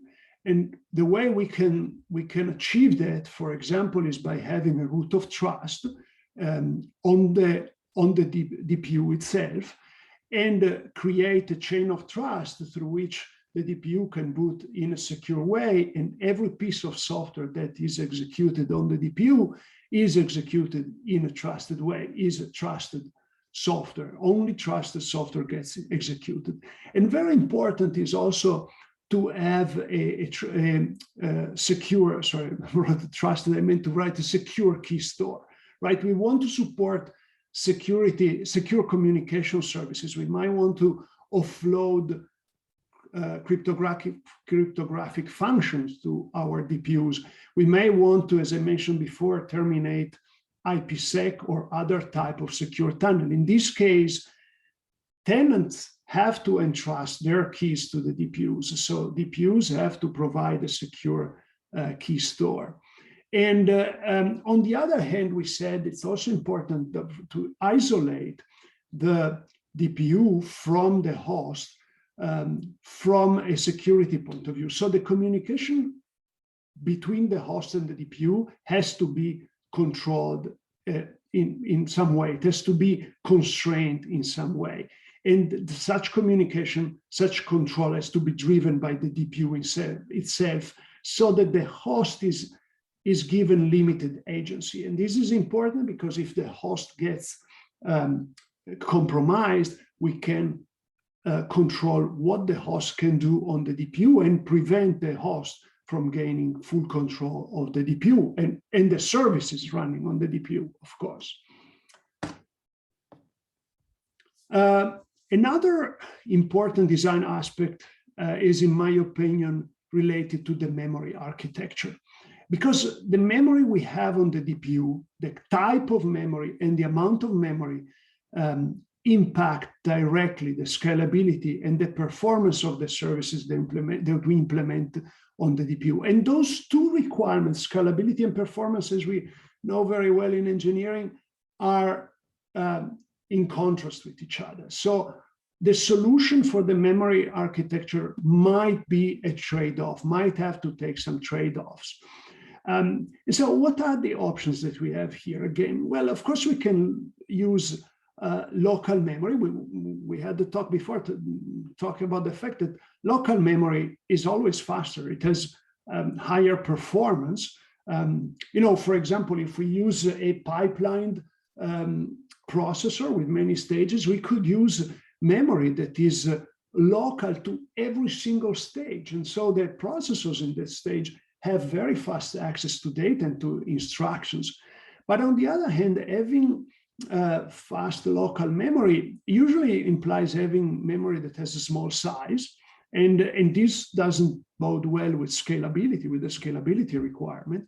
And also having local memory, usually it's not very efficient because that memory can be used only by some of the processing elements in the overall architecture. So we might end up having memory that cannot be used while others processing units might not have enough memory. On the contrary, having a large centralized memory is obviously much more efficient. It's much more scalable. A large memory, also because we can use it more efficiently, we can afford making it larger.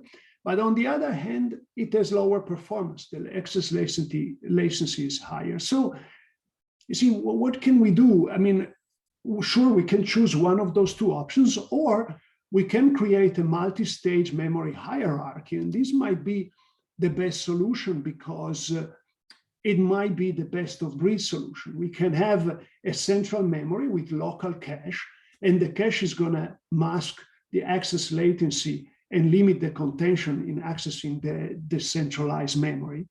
And cache in traditional computing, general purpose computing, is advantageous when the software we execute exhibits spatial locality. It accesses memory locations that are close to each other, and temporal locality. It accesses the same memory location at instants in time that are not very far away from each other. Now, all of these can be leveraged also in DPUs, but especially in DPUs when we deal with packet processing, which is a big chunk of what the DPU is doing. And we use a pipeline method of processing packets. Then we can exploit also what I call functional locality, because every stage is executing a relatively simple function. Because that function is simple, it's going to use a small number of instructions. So small number of instructions, we can fit it in cache. And it's often working on a limited amount of data. Not always, because sometimes we have to deal with very large tables. So those are not limited in size, and so they might not fit completely in cache. But that's where the temporal locality is going to help. And I don't know if I'll have time, probably not, but if the slides are shared, I included a couple of experimental results to show that a very good caching system can really achieve very good results in terms of avoiding accessing too often central memory, even when we deal with large tables. And another design aspect is the capability of differentiating the data the DPU is dealing with. We need to be able to identify the VMs, the containers, or ultimately the tenants that data belongs to, so that we can satisfy the virtualization and multi-tenancy requirements. And this is true both at the network interface, but also the PCI interface. So the PCI interface, it's important to offer multiple logical interfaces to support multiple logical interfaces and the complex scheduling among the requests that are coming from those. So that again, a tenant generating a lot of requests cannot affect the quality of the service received by other tenants. And on the network side, we want to be able to classify traffic, identify the tenants it belongs to, queue it separately, implementing some sort of policy. And all of these needs to operate at line rate, both in terms of bit rates and packet rates. Okay, and this is not necessarily easy to achieve at the speeds we are operating today, our network ports are operating today. But this is fundamental to avoid that the tenant that is receiving too much traffic is going to take up all of the resources of the DPU and penalize other tenants. So now we went through the requirements for the DPUs, some design options. What I want to do next is to look at the Pensando solution for the cloud, our DPU, and see how those design options have been declined into our DPU and how this enables us to satisfy those requirements we were talking about at the beginning. Now, as I mentioned, Pensando offers a solution, a full stack solution for the cloud, which is built on top of our distributed services platform. And this distributed services platform is centered around a PCIe adapter called distributed services card, which is a DPU. Now, this DPU is fully programmable. It's based on a fully programmable system on chip. We will see later. I call it fully programmable because it has several computing elements, and they are programmable, and everything on the DPU is programmable. There's no logic that happens in a fixed way. I mean, we have some fixed function components, but what I mean is the behavior of the DPU is determined completely in a programmable way. Those fixed function devices can be used, but they don't force the DPU to behave in any specific way. The idea is the DSC is installed in the hosts of the data center, and there is where all of our infrastructure services get implemented: the security services, the network services, telemetry, observability, storage, and PCIe I/O virtualization. In order to enable an easier deployment of those services, our platform includes a centralized controller called Policy and Services Manager that is configurable, is a single point of configuration for the services using a policy-based approach, and also offering an API for easy integration and automation and collecting data for observability. Now, let's focus on the DPU and on the architecture of the system on chip that's at the core of our DPU of distributed services card. So as we said, this is an adapter. So it has a PCIe interface. It has two Ethernet ports, a packet buffer in which packets get received, and this packet buffer offers multiple queues and scheduling algorithms. And then we have a number of packet processing pipelines that are programmable with P4. Again, application-specific processors for performance. Packets can flow through the PCIe interface and the network interfaces through those packet processing pipelines, but also they can be processed by ARM cores or by specialized hardware offloads for the particularly resource-intensive tasks like compression or encryption. And finally, we have memory controller towards a large memory. Now, let's see how how this design addresses all of the various requirements we were talking about before. Well, performance, first of all, the whole system has been designed to have performance, to be able to process data coming through the network interface at line rate. We have something called the hard gap that provides isolation from the host, which is some sort of a hardware firewall to provide security. But at the same time, also, it's not shown here, but we have a secure execution environment to provide a root of trust and secure boot and secure execution. Independence from the host is guaranteed from the fact that we can run software, any software control management on the card itself through the various processing elements that we have on the card. And we have also a transmit scheduler that handles requests from the host, implementing multiple logical interfaces to support virtualization, and at the same time also to support multi-tenant isolation. I'm sorry, here the arrows got mixed up. The multi-tenant isolation is ensured by the scheduler that's part of the interface between the P4 programmable pipeline and the PCIe interface, and the interface to the network. There we have the classification and scheduling and policing we were talking about before. Network virtualization can be implemented on the various programmable elements, on the P4 programmable pipelines and on the ARM cores.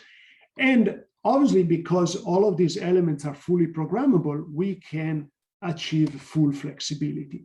And the memory, the way we implement our memory system is key in ensuring scalability. And what we do, unfortunately, I don't have time to go into the detail, but what we have done, we have implemented a very sophisticated multi-level caching system that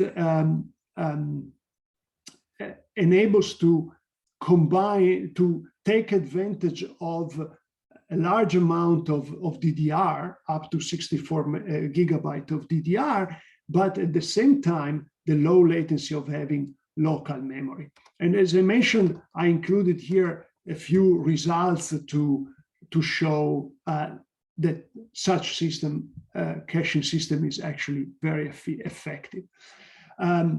So to quickly conclude, we saw that DPUs play a key role in the cloud because they enable freeing up valuable resources, but also opening up new opportunities. We saw what are the specific requirements that the cloud puts onto DPUs, the implications on the design of the DPUs that those requirements have, and how we use the Pensando solution as an example of how those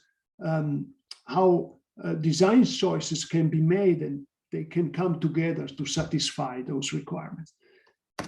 Thank you very much. And obviously, I'm open to questions. And here you have also my email in case you need additional information or you have any questions that you cannot ask now. Great. Thank you, Mario. Thank you. So any questions? I see one in the Q&A. Let's see. As the DPU introduces in traditional locations for data processing and computation, does it also introduce complexity of the data consistency, such as ownership of the cached data? Does this cause performance problems when scaling up the system? So it's like adding another, almost like adding another CPU into the mix or something with memory, right? So how do you, do you have to worry about cache coherency or any of that in this system? I think that's the question. So yeah, this is a very good question, a very good point. Now, I think if I understand correctly the question, this question implies that the host CPU and the DPU are sort of sharing the same data structures, the same memory, and then information gets cached in one or in another one. Now, based on what I was talking about here, and based on the requirements of security, isolation between the hosts, or separation, let's say, between the host and the DPU, this is not going to happen. In this model, information that is sitting on the DPU is not accessed by the host. However, I agree that there could be many valuable applications of DPUs where the DPU and the host CPU share information, for example, in the host memory, and then yes, there would be implications on the cache. I did not address this because, as I said, the use model I have in mind is different, creates really a separation between the host and the DPU for security reasons. Right. I had a question. I mean, you talked a lot about flexibility of the DPU, and maybe this is getting outside of the DPU itself, but you hear about P4 as sort of a flexible programming language for, I guess, for the network. Do you think that pokes inside of the DPU as well? Do you think there's any sort of role that the P4 language plays with DPUs, or is it really just the domain of switches and farther up in the network? No, I believe it's very important. I mean, I don't know if I was sharing my screen. You might have seen the note popping up about the P4 PNA portable NIC architecture workgroup meeting, which is going to go on in 5 minutes. So I'm heavily involved in that. To answer your question, I strongly believe of the importance of P4 in NICs. At Pensando, we use it.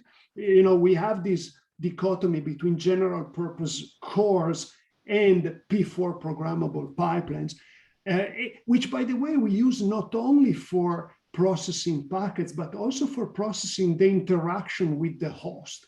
We find that many of the operations that need to be done when interacting with the host are very efficiently handled by the same concepts that we use, through the same concepts that we use in P4, namely tables that are being looked up. Maybe you don't deal with packets, but still you need to perform table lookups. So there, we find it very efficient to write our programs in P4 and then have processors that execute those programs that are designed to be particularly efficient in executing P4. So yes, absolutely, I see P4 as very important.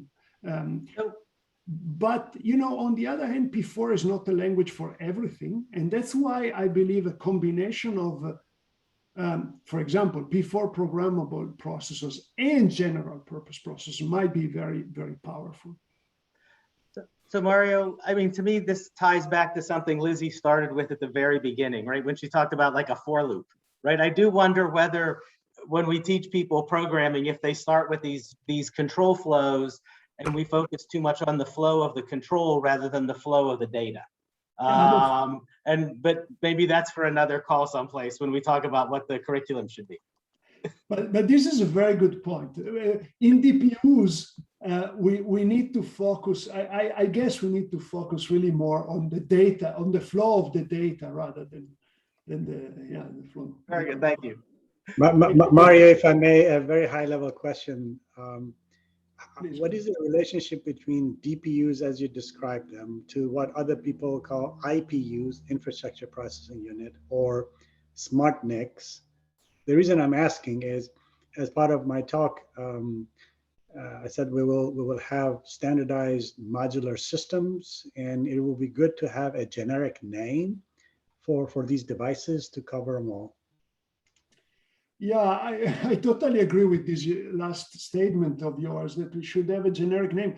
To me, in fact, those devices that you listed are basically the same thing. I mean, you can make some differences that, in my opinion, are very subtle and somewhat artificial.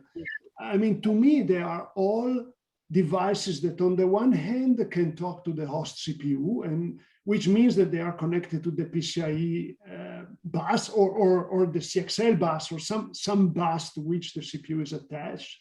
And on the other hand, they have a chance to see the data that the CPU is generating. Now, one type of data that CPUs or computers are generating is the data that goes on the network, right? So if you put this device on the path between the CPU and the network, that's where you put your smart NICs.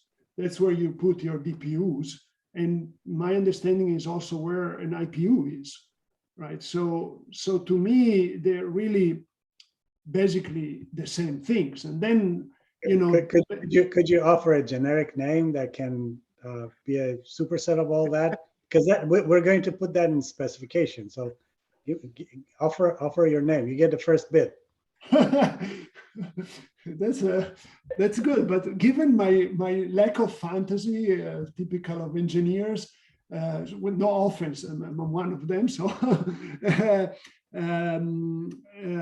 like this on the spot, I cannot really come up with anything smart. But to me, DPUs seems like a pretty smart, pretty generic name, right? Data processing unit, more generic than that. But it's a good point. If I come up with something intelligent, I will definitely send it to you. Thank you for the soliciting opinions, CMAC. Do you want others to send ideas? Put you on the That spot. would be lovely. Yes, please. Okay. Very good.